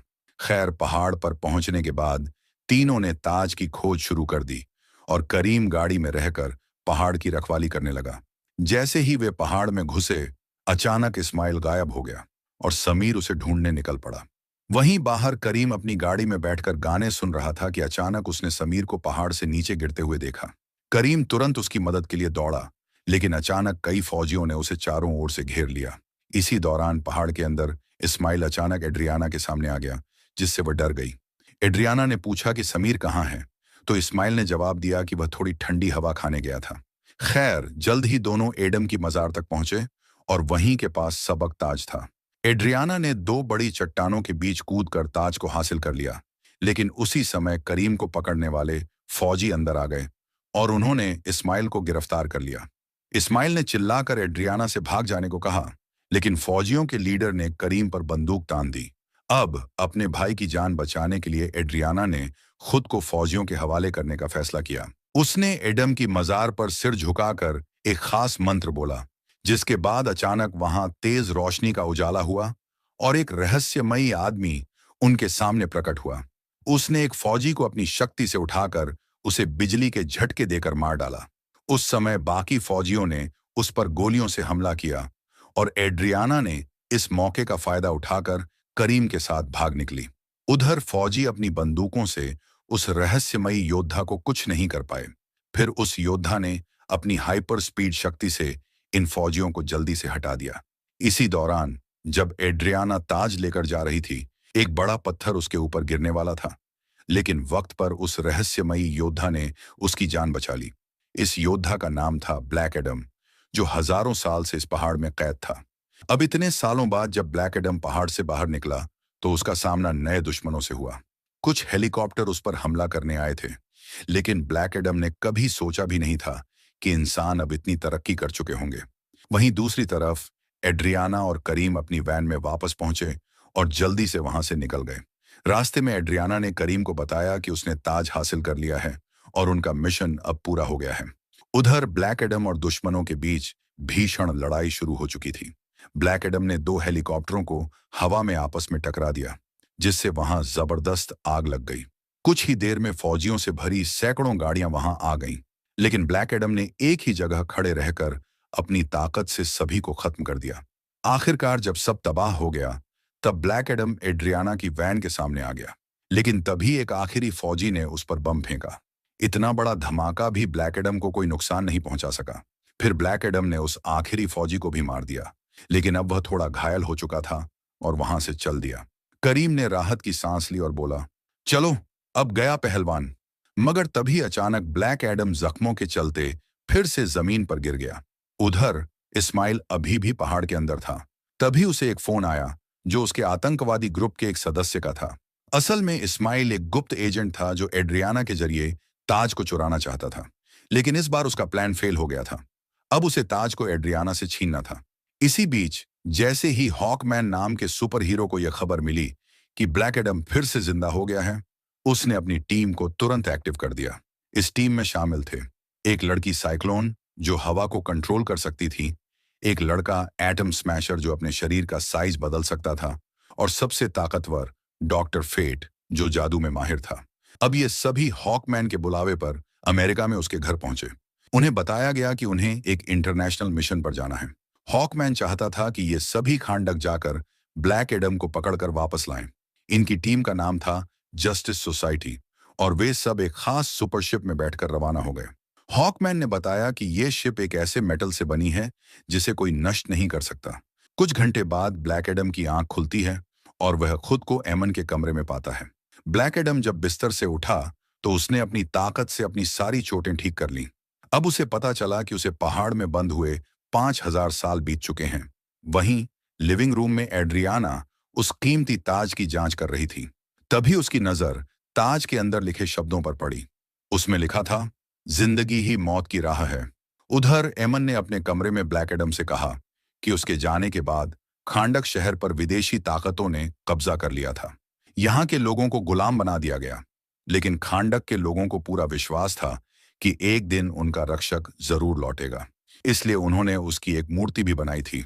मगर यह सब सुनकर ब्लैक एडम ने कहा, मैं कोई हीरो नहीं हूं, और गुस्से में दीवार तोड़ते हुए वहां से चला गया। अब ब्लैक एडम बाहर की दुनिया को देखने निकल पड़ा। उसके पीछे से एमन भी एक गुप्त रास्ते से उसका पीछा करने लगा ताकि उसकी मां को पता न चले। वहीं दूसरी तरफ जस्टिस सोसाइटी की उड़ने वाली शिप खांडक पहुंचने ही वाली थी। शिप में डॉक्टर फेट ने सभी को प्लान बताया।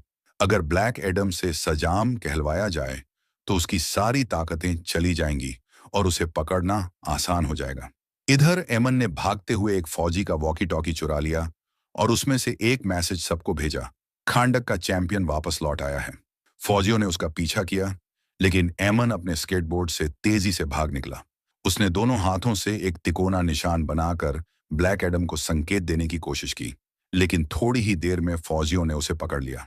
एड्रियाना उसे छुड़ाने आई और गार्ड से बहस करके एमन को आजाद करवा लिया।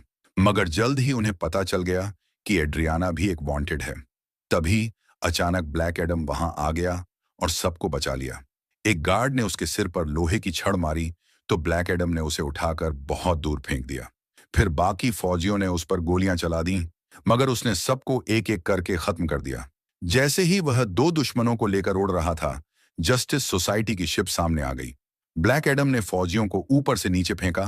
तभी हॉकमैन शिप से कूद गया, अपने सूट को चालू किया और हवा में ही दोनों को पकड़कर सुरक्षित जमीन पर उतार दिया। मगर उसकी ये बहादुरी बेकार गई, क्योंकि ब्लैक एडम ने बिजली गिराकर उन फौजियों को वहीं खत्म कर दिया। कुछ ही पलों में डॉक्टर फेट वहां आ गया और उसने ब्लैक एडम से कहा कि अब उसे शांति से उनके साथ चलना होगा। लेकिन ब्लैक एडम ने साफ कहा, जब मैं मरा था तब एक गुलाम था, अब जब वापस आया हूं तो किसी भगवान से कम नहीं। मैं अब किसी के सामने सिर नहीं झुकाऊंगा। यह सुनकर डॉक्टर फेट ने उस पर हमला कर दिया। उसने अपने दिमागी जादू से चारों ओर एक ऐसा दृश्य बना दिया जैसे ब्लैक एडम का पुराना शहर दोबारा जिंदा हो गया हो। यह सब देखकर ब्लैक एडम कुछ देर के लिए चौंक गया। तभी हॉकमैन ने मौका देखकर अचानक उस पर जोरदार वार किया। ब्लैक एडम को गुस्सा आ गया और उसने हॉकमैन को बिजली के झटके देकर ऊपर आसमान तक उड़ा दिया और हवा में ही उसे मारने लगा। लेकिन डॉक्टर फेट बीच में आया और ब्लैक एडम को जोर से जमीन पर गिरा दिया। अब बारी थी साइक्लोन और एडम स्मैश की। साइक्लोन ने अपनी ताकत से एक बहुत बड़ा हवा का बवंडर बनाया और उसमें लोहे की छड़ें उड़ाकर ब्लैक एडम को फंसाने की कोशिश की, लेकिन ब्लैक एडम उस जाल से भी बाहर निकल आया। तभी डॉक्टर फेट ने दोबारा उसे रोकने की कोशिश की। फिर साइक्लोन और हॉकमैन ने मिलकर उस पर आखिरी बार हमला किया। ब्लैक एडम अब पूरी तरह गुस्से में था। उसने अपनी सारी ताकत एक साथ निकाल दी और सबको धूल चटा दी। उसे लगा कि अब सब खत्म हो गया। मगर तभी एडम स्मैश ने अपनी भारी भरकम ताकत से एक जबरदस्त मुक्का मारा, जिससे ब्लैक एडम जमीन पर गिर पड़ा। लेकिन ब्लैक एडम फिर से खड़ा हुआ और एक ही घूंसे में एडम स्मैश को बेहोश कर दिया। इसके बाद खांडक के लोगों ने खुश होकर ब्लैक एडम के समर्थन में नारे लगाए। ब्लैक एडम वहां से चला गया। डॉक्टर फेट ने अपनी टीम से कहा, अब कोई भी ब्लैक एडम का पीछा नहीं करेगा, क्योंकि हम में से कोई भी उसे नहीं हरा सकता।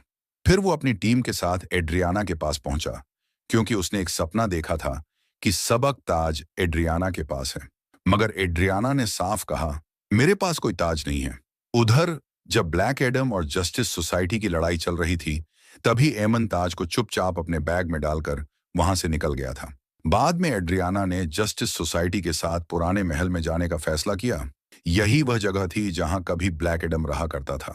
पुरानी कहानियों के मुताबिक करीब 5000 साल पहले ब्लैक एडम ने इसी महल से अपने लोगों को आजादी दिलाने की कोशिश की थी। लेकिन हीरोज की टीम का कहना था कि वह बदले की आग में था, आजादी दिलाने नहीं। उसी वक्त उसके गुस्से ने उसके अंदर की ताकत को काबू से बाहर कर दिया और पूरा महल तबाह हो गया।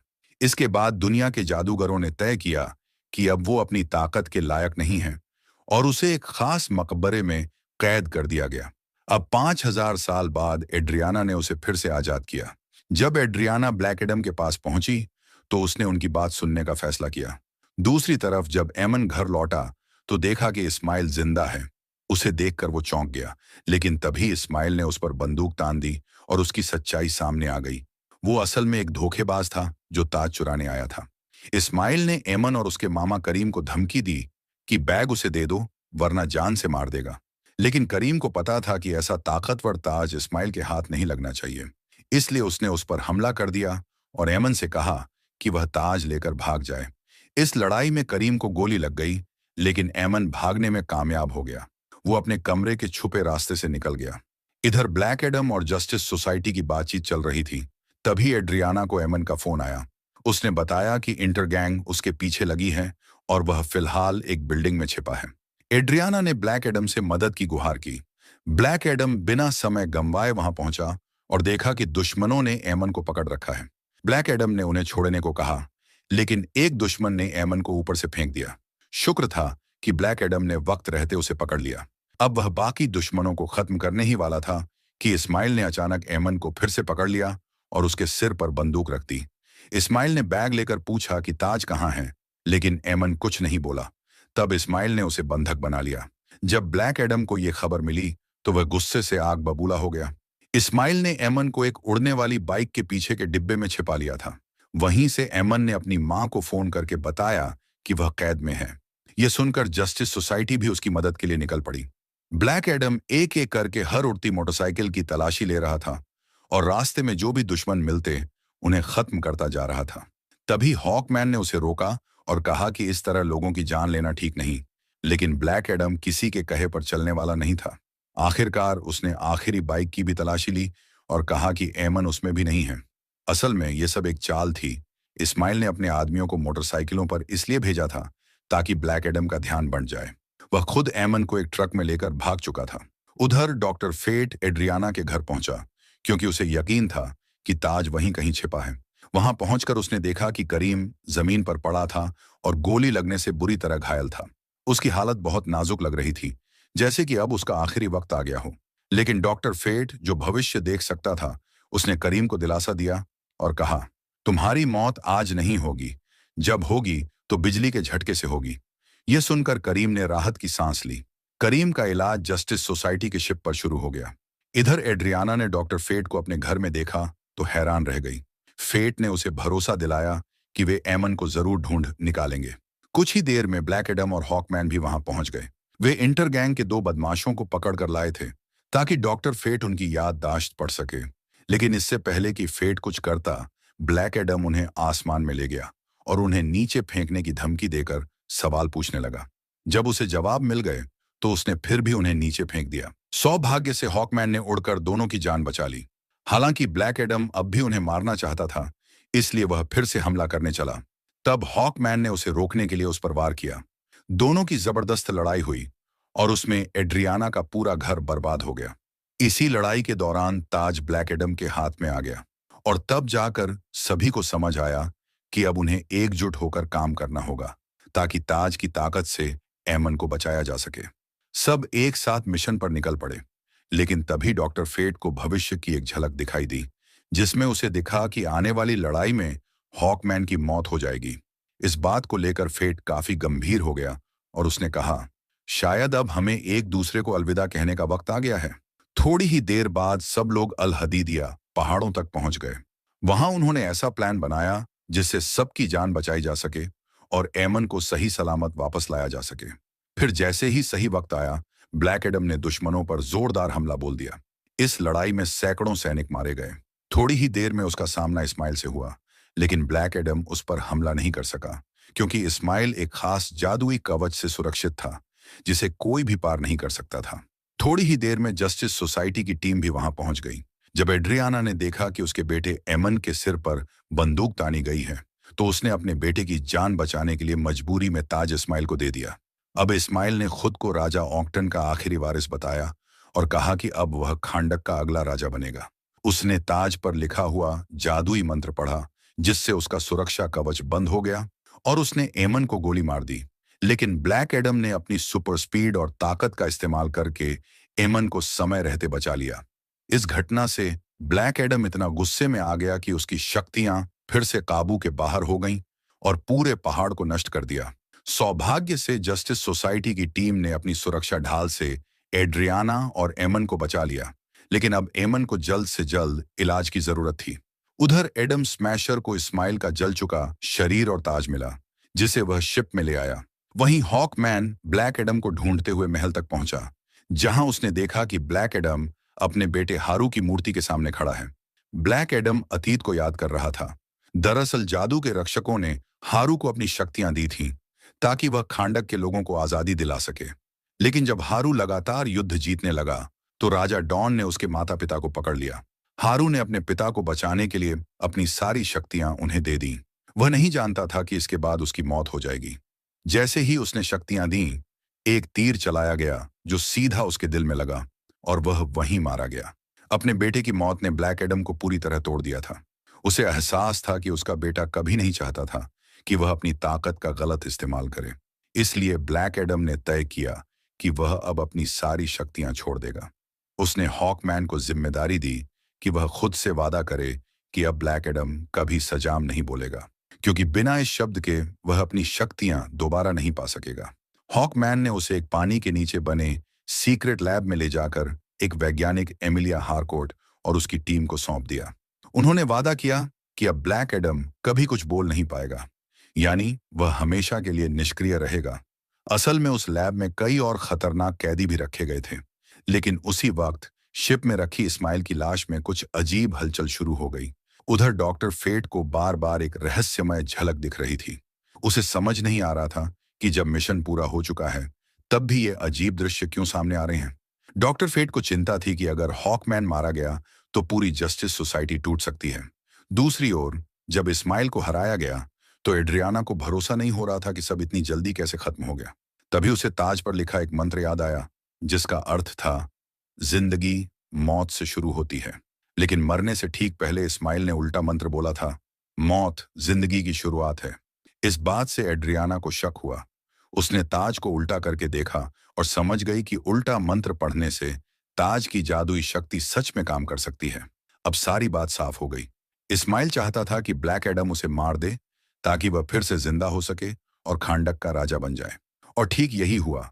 जैसे ही मंत्र का असर हुआ, ताज गायब हो गया और गहरे समुद्र से सबाक फिर से जिंदा हो उठा। उसी वक्त हॉकमैन ने उस पर मिसाइल से हमला किया, लेकिन सबाक ने पूरी शिप को ही तबाह कर दिया। अब जस्टिस सोसाइटी ने मिलकर तय किया कि सबाक को राजा बनने से हर कीमत पर रोकना होगा, क्योंकि अगर वह गद्दी पर बैठ गया तो उसे हराना नामुमकिन हो जाएगा। टीम ने मिलकर सबाक को चोट पहुंचाई, लेकिन फिर वह पलटा और हॉकमैन पर वार किया, जिससे वो जमीन पर गिर पड़ा। डॉक्टर फेट को तब समझ आ गया कि अब उसकी भविष्यवाणी पूरी होने वाली है। उसने अपने दोस्तों को बचाने के लिए महल के चारों तरफ एक सुरक्षा कवच खड़ा कर दिया और टीम को अंदर जाने से मना कर दिया। अब वो अकेला ही सबाक को रोकने चल पड़ा, क्योंकि वह अपने सबसे अच्छे दोस्त हॉकमैन की जान की कीमत पर यह लड़ाई नहीं हारना चाहता था। इस बार फेट को खुद भी नहीं पता था कि आगे क्या होने वाला है। उधर हॉकमैन कवच को तोड़ने की कोशिश करता रहा, लेकिन सफल नहीं हो पाया। इधर डॉक्टर फेट ने ब्लैक एडम तक संदेश भेजा कि अब सिर्फ वही सबाक को हरा सकता है। उसने अपनी शक्ति से ब्लैक एडम को बंधनों से मुक्त किया। वहां मौजूद गार्ड्स ने उसे रोकने की कोशिश की, लेकिन ब्लैक एडम, जिसकी ताकतें अब भी उससे दूर थीं, फिर भी सभी को पछाड़कर समुद्र में कूद गया। उधर सबाक ने डॉक्टर फेट पर आखिरी घातक हमला किया, जिससे सुरक्षा कवच टूट गया। हॉकमैन दौड़कर डॉक्टर फेट को बचाने गया, लेकिन जब तक वो पहुंचा, फेट अपनी जान गंवा चुका था। अब सबाक ने ताज पहन लिया और एक भयंकर आग की लपट के बीच खांडक का नया राजा बन बैठा। जैसे ही सबाक ने ताज पहना, पाताल की शैतानी सेना बाहर निकल आई और आम लोगों पर हमला करने लगी। एड्रियाना उनका सामना करने को तैयार थी, लेकिन तभी उसका भाई करीम भी वैन लेकर वहां पहुंच गया। करीम को इन ज़ॉम्बियों से कोई डर नहीं था, क्योंकि डॉक्टर फेट ने पहले ही कहा था कि वह बिजली के झटके से मरेगा, और ज़ॉम्बी तो बिजली नहीं मारते। उधर एड्रियाना के कहने पर एमन ने भी हिम्मत दिखाई और आम लोगों से लड़ाई में मदद मांगी। वहीं दूसरी ओर ब्लैक एडम गहराई से बाहर निकला, और जैसे ही उसने सजाम कहा, उसकी सारी शक्तियां वापस आ गईं। सबाक ने तब हारू की मूर्ति गिरा दी, जो सीधी एमन पर गिरने वाली थी, लेकिन ठीक समय पर ब्लैक एडम आया और उसने एमन की जान बचा ली। इसके बाद ब्लैक एडम ने सीधा सबाक का सामना किया और दोनों के बीच जबरदस्त लड़ाई शुरू हो गई। शुरुआत में सबाक भारी पड़ रहा था, लेकिन तभी हॉकमैन भी मैदान में कूद पड़ा। उसने सबाक पर हमला किया, लेकिन जैसा कि डॉक्टर फेट ने देखा था, वह घायल हो गया। मगर असल में यह हॉकमैन का असली शरीर नहीं था। उसने डॉक्टर फेट के हेलमेट की मदद से अपनी कई नकली कॉपियां बना ली थीं, जो सबाक को चारों तरफ से घेर कर हमला कर रही थीं। इधर ब्लैक एडम ने अपनी ताकत का पूरा इस्तेमाल करते हुए सबाक के शरीर को 2 हिस्सों में चीर दिया। जैसे ही सबाक मरा, पाताल से आए सभी ज़ॉम्बी भी गायब हो गए। अब आम लोग जीत के नारे लगाने लगे और जश्न मनाने लगे। हालांकि पहले हॉकमैन और ब्लैक एडम में मतभेद थे, लेकिन अब दोनों ने दोस्ती का हाथ बढ़ाया। डॉक्टर फेट का हेलमेट, जिसने भविष्य बदलने में मदद की, अब अपना काम पूरा करके अपने आप गायब हो गया। जस्टिस सोसाइटी ने अब ब्लैक एडम को पकड़ने का इरादा छोड़ दिया, क्योंकि उसने दुनिया को बचाया था। टीम अमेरिका लौट गई और ब्लैक एडम वापस खांडक गया। वहां के लोगों ने उसे राजा बनने को कहा, लेकिन ब्लैक एडम ने सिंहासन तोड़ दिया और कहा, मैं राजा नहीं, रक्षक बनकर रहूंगा। अब ये देश हमेशा के लिए आजाद रहेगा। और इसी के साथ ये मूवी खत्म हो जाती है। दोस्तों, आपने ऐसी कई कहानियां सुनी होंगी जिसमें हमें बताते हैं कि आज से कई 100 साल पहले कुछ बहुत ही बड़े जीव इस दुनिया में वास करते थे। लेकिन क्या कभी सोचा है कि वो अब कहाँ हैं? क्या अभी भी वो जिंदा है? आइए जानते हैं। 1944 दूसरा विश्व युद्ध खत्म होने वाला है, पर अभी भी कुछ जहाज हैं जो आसमान में उड़ रहे हैं, जिसमें से 2 आकर गिरते हैं एक आइलैंड पर, जो कि साउथ पैसिफिक ओशियन के एकदम बीच में है। दोनों ही पायलट एक दूसरे से हवा में लड़ाई कर रहे थे, लेकिन अब जमीन पर भी वो लड़ने लगते हैं कि तभी उन्हें कुछ ऐसा दिखाई देता है, जो कुछ भी साइज में था वो बहुत ही ज्यादा बड़ा था, और बूम, यहीं से सीन कट होता। और अब वो क्या था और इनके साथ क्या हुआ, हमें आगे पता लगेगा। के लिए बने रहिए वीडियो में। वेल, अब आते हैं 1971 में। व्हाइट हाउस के बाहर लोग प्रदर्शन कर रहे हैं। उसी में से हम 2 आदमियों को देखते हैं जो कि एक मिनिस्टर से मिलने के लिए आए, क्योंकि उन्हें अपनी प्रोडक्शन के लिए फंडिंग चाहिए। इनके नाम होते हैं बिल और हॉस्टन। दोनों की बातें सुनने के बाद मिनिस्टर उन्हें मना कर देते हैं। असल में इन दोनों का मानना था कि इन्होंने एक ऐसा आइलैंड ढूंढा है जहां पर कुछ ऐसे जीव जंतु हैं और कुछ ऐसी चीजें हैं जिन्हें पाकर हम अपनी कंट्री की इकोनॉमी को और बूम कर सकते हैं, पर वो फिर भी मना कर देते हैं। लेकिन यहाँ बिल जानता है कि अगर वो ये कहेगा तो वो जरूर मानेंगे। वो कह ही देता है कि सर, कल मैंने न्यूज में पढ़ा है कि रशियन आर्मी को भी इस आइलैंड के बारे में खबर लग चुकी है, और अगर हम जल्दी नहीं गए तो वो वहां पहुंच जाएंगे। फिर क्या था, बिल को तुरंत ही परमिशन मिल जाती है, जिसके बाद वो अपनी टीम बनाने लगता है, जिसमें उसे कुछ होशियार और स्ट्रांग लोगों की जरूरत पड़ने वाली है, क्योंकि ये कोई बच्चों का खेल नहीं है। इसीलिए वो आर्मी कमांडर पैकर्ड को बुलाता है, सब कुछ बताता है उन्हें, जो अपने कुछ सबसे हाईली ट्रेन सोल्जर की टीम को बनाते हैं। वहीं हॉस्टन जेम्स को कॉल करता है, जो कि एक गाइड का काम करेगा, और मेसन जो कि एक फोटोग्राफर है, वो उनके लिए एविडेंस बनाएगी। अब सभी को ब्रीफिंग के लिए बुलाया जाता है और समझाया जाता है कि वो लोग सब साथ में आगे बढ़ेंगे। हर एक छोटी से छोटी चीज को बहुत ही बारीकी से चेक करेंगे। अगर कुछ भी उन्हें मिलेगा तो वो उसे सबसे पहले बिल को दिखाएंगे। दिन अगले दिन ये लोग उस आइलैंड के लिए निकल पड़ते हैं, जहां पर ये कुछ चॉपर से जाएंगे, पर इनके सामने एक मुसीबत थी, जो था एक विशाल तूफान जो इनका रास्ता रोके खड़ा था। अगर इनमें से कोई भी अंदर गया तो मारा जाएगा, पर उसके अलावा कोई और ऑप्शन भी तो नहीं है। इसीलिए बिल फैसला करता है कि वो जाएंगे। इसके बाद सभी चॉपर उसके अंदर घुसते हैं, पर शायद इन्होंने ये गलत फैसला ले लिया, क्योंकि वो बिजली इनके चॉपर के ऊपर ही गिर रही थी, जिसके कारण कुछ तो प्लेन क्रैश हो जाते, फिर कुछ उस तूफान को पार कर डालते हैं, और तब इनके सामने आता है वो खूबसूरत आइलैंड जहां पर आज तक कोई नहीं गया। अगर कोई गया भी है तो कभी जिंदा नहीं लौटा। हॉस्टन की टीम सबसे पहले लैंड करती है। दरअसल उसकी थ्योरी के हिसाब से इस आइलैंड के नीचे बड़ी नदियां बह रही है, जिनके अंदर कई फुट गहरे गड्ढे हैं, जिसमें वो विशाल जीव रहते हैं, और उन्हीं गड्ढों में सोने और चांदी के कई सारे महल भी बने, जो किसी जमाने में यहाँ पर रहने वाले लोगों के हुआ करते थे। अगर हम लोग इस पूरे आइलैंड को हिलाकर एक भूकंप लाएं तो हम उन गड्ढों तक पहुंच सकते हैं। अब ये आइडिया बिल को ठीक लगता है, इसीलिए वो पैकर्ड से कहकर पूरे आइलैंड के ऊपर बम गिरवाना शुरू करता है, जिससे कि जितनी भी जीव जंतु सब परेशान हो जाते। लाखों की तादाद में पेड़ बर्बाद हो रहे थे और कुछ पशु पक्षी मारे भी जाते हैं, पर इन्हें ये करना ही था ताकि ये भूकंप ला सके, जो आ भी जाता है पर किसी और चीज का। जब उस चीज को पैकर्ड खुद के सामने देखता है तो उसकी आंखें खुली की खुली रह जाती है। दरअसल वो एक्स्ट्रा लार्ज चिंपैंजी था जिसका साइज बुर्ज खलीफे से भी बड़ा था। सभी उसके ऊपर शूट करने लगते हैं, जिससे वो बहुत ज्यादा डिस्टर्ब हो जाता है और इनके जितने भी चॉपर्स होते हैं उन सभी को बीच से खिलौने की तरह अलग कर देता है। इसमें काफी सारे सोल्जर भी मारे जाते हैं, कुछ क्रैश होते हैं जिसमें जेम्स के साथ वाले भी कुछ और थे, उधर पैकेट के साथ वाले भी। दोनों ही टीम अलग हो चुकी है पर अभी सभी परेशान थे क्योंकि उन्हें जो कुछ बताया गया था यहाँ पर ऐसा कुछ नहीं है। इस सवाल को ढूंढने के लिए पैकेट बिल के पास जाता है और उसे बंदूक की नोक पर लेकर पूछता है कि वो सच सच बताए कि वो आखिर यहाँ पर क्या ढूंढने के लिए आए। तब यहाँ बिल उससे कहता है, दरअसल जिस पृथ्वी पर हम सालों से रह रहे वो कभी हमारी थी ही नहीं, वो इन्हीं लोगों की थी जिसे हमने कुछ देर पहले देखा है। जब इंसान बढ़ने लगे तो ये सभी वहां से दूर हो गए और अपने अपने घर छोड़ दिए इन्होंने। इनके साथ भी कुछ लोग यहाँ पर आए जिन्होंने इन्हें पाला। सही सुना आपने, इन्हें किसी ने पाला था जो उस समय की दुनिया के सबसे अमीर लोग थे।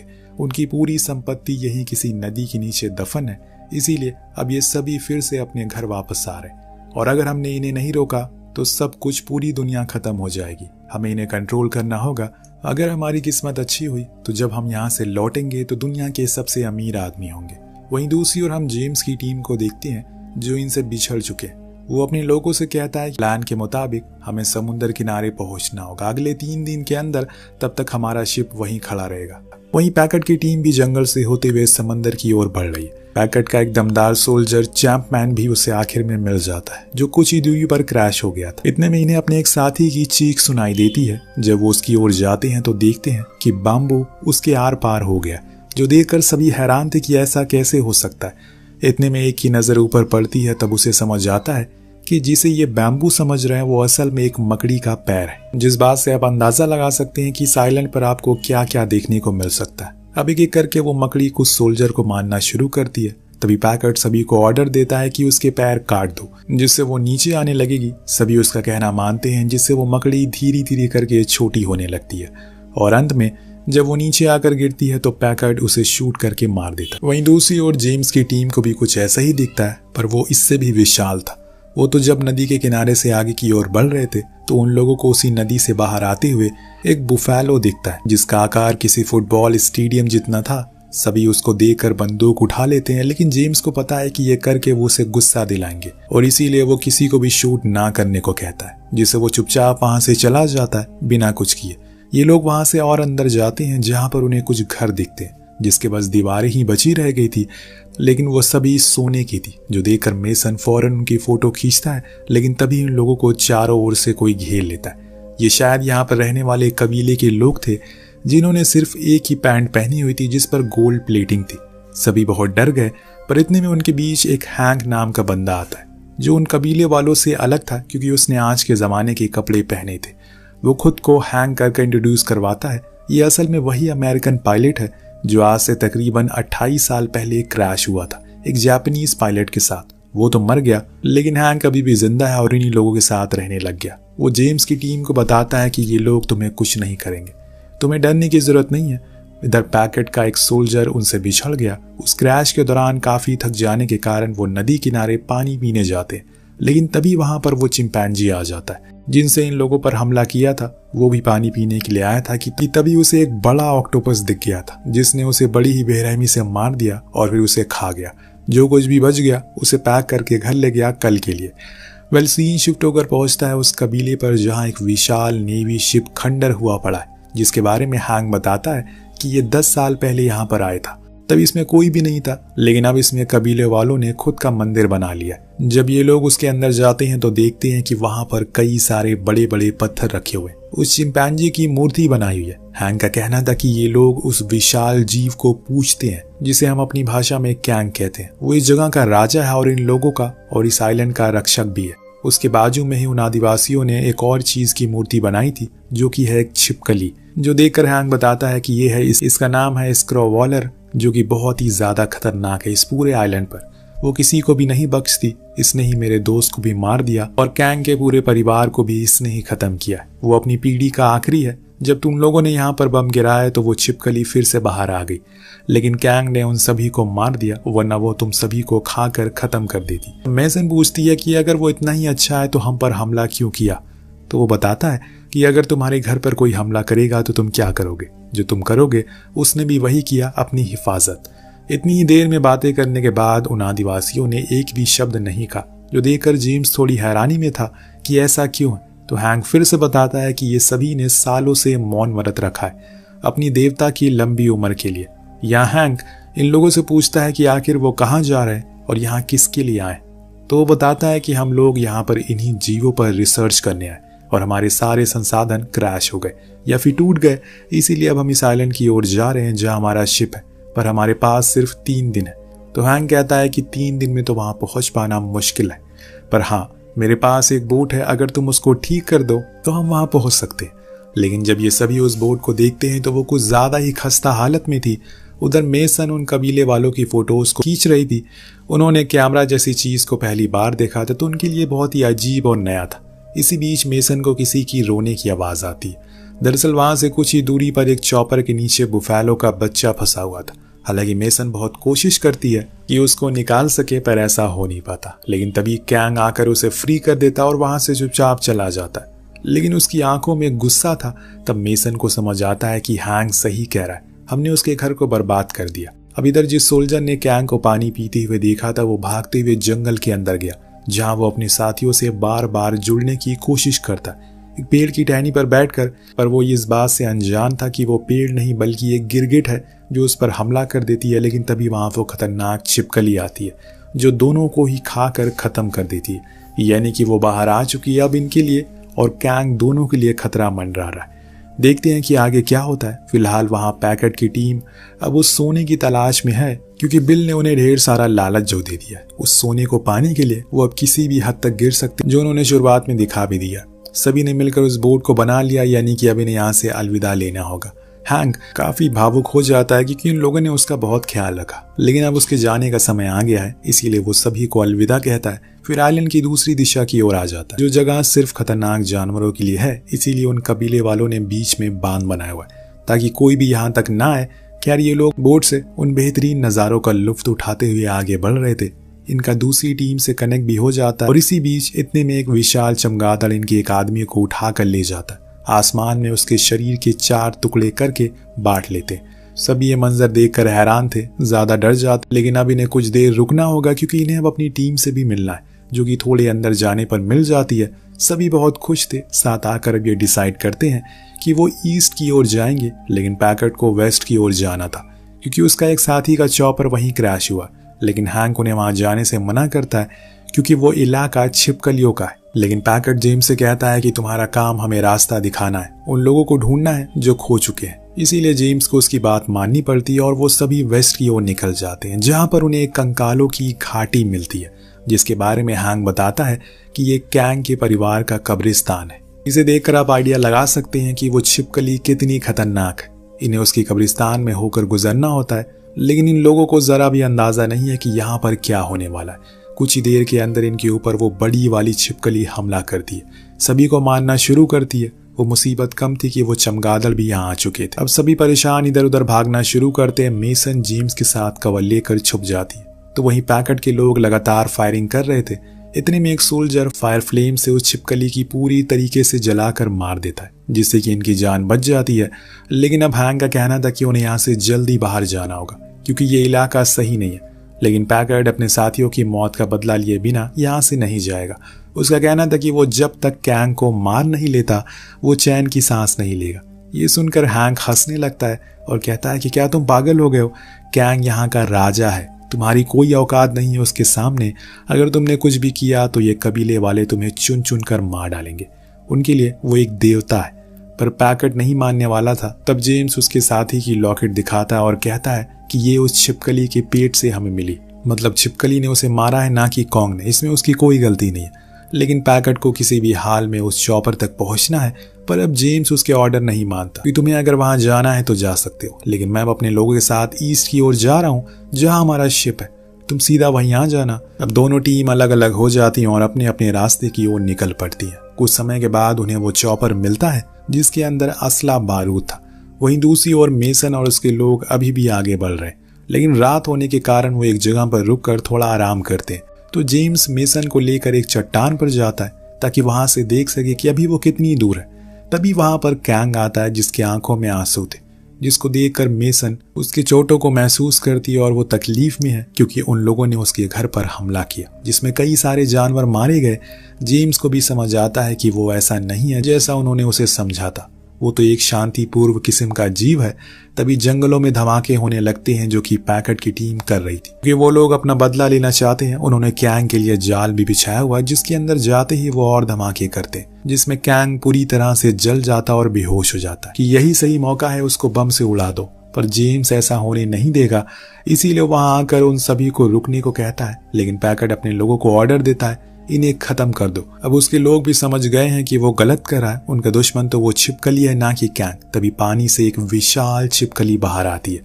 वो पैकेट पर हमला करने वाली थी जिसके हाथ में रिमोट था, जिसे वो कैंग को मारने वाला था। लेकिन उसी बीच कैंग उठ जाता है और उसे पकड़ लेता है, जिसे पैकेट की जान बच जाती है और दोनों के बीच में घमासान युद्ध छिड़ जाता है। इसी दौरान ये लोग बोट के पास भागने लगते हैं। अब उजाला भी हो चुका है लेकिन वो छिपकली अब इनके पीछे पड़ चुकी है। लेकिन एक बार फिर से कैंग वहां आ जाता है। वहीं मेसन चट्टान पर चढ़कर फ्लेयर चला देती ताकि अगर उसके शिप यहीं कहीं आसपास हो तो वो लोग उसे देख ले। उधर उन दोनों के बीच में लड़ाई चल रही थी, एक ऐसी लड़ाई जिससे जमीन भी कांप जाए। पर ये क्या, कैंग एक जंजीर में अटक गया है जिसका फायदा उठाकर अब वो इन लोगों पर वार करने लगी। लेकिन इतनी आसानी से नहीं, क्योंकि कैंग पूरी जंजीर को ही तोड़ देता और उसमें लगे ब्लेड से उस छिपकली पर वार करता और तभी मेसन पानी में गिर जाती है। वो डूब रही थी लेकिन कैंग उसे बचा लेता है और अपनी मुट्ठी में बांध देता है, पर उसी हाथ को वो छिपकली अपने मुंह में दबोच लेती है। तो कैंग उसकी पूरी जबान ही बाहर निकाल लेता और यहाँ हम कैंग की असली ताकत देख पाते। उसने साबित कर दिया कि वो ही इस आइलैंड का राजा है। उसने फाइनली उस छिपकली को मौत के घाट उतार दिया। लेकिन मेसन होश में नहीं आ रही थी, जो देखकर कैंग मायूस हो जाता और चुपचाप वहां से चला जाता। उधर मेसन अभी भी जिंदा थी, अभी कैंग को जाते हुए देख रहे थे, जिसके बाद ये लोग अपने घर लौट आते। यहाँ में दिखाया जाता है कि हैंक जो पूरे 35 साल बाद अपने घर वापस लौट रहा है। सभी ने तो उसे मरा हुआ समझ लिया था, लेकिन आज उसे अपने सामने खड़ा हुआ देखकर सभी लोग बहुत खुश थे और गले से लगा लेते हैं। उधर जेम्स और मेसन को सीक्रेट सर्विस ने अपने कैबिन में बंद करके रखा क्योंकि वो उससे कुछ और बताना चाहते हैं। दरअसल होस्टन जिस ऑर्गेनाइजेशन के लिए काम करता है वो ऐसे ही कुछ जीवों को या फिर किसी अनमोल चीजों को ढूंढती है। जब वो एक आइलैंड पर गए तो उन्हें वहां पर पता लगा कि कैंग ही अकेला नहीं है, बल्कि ऐसे और कई जीव है जो इंसान की सोच से कई गुना बड़े हैं और अभी वो जिंदा भी है। इसीलिए हमें किसी भी तरह करके उन्हें रोकना है, जो आपको दूसरे पार्ट में देखने को मिलेगा। तब तक के लिए कहानी यहीं खत्म होती है। तो आपको कहानी कैसी लगी कमेंट करके जरूर बताएगा। मिलते हैं अगली वीडियो में। Thank you so much watching. Peace out.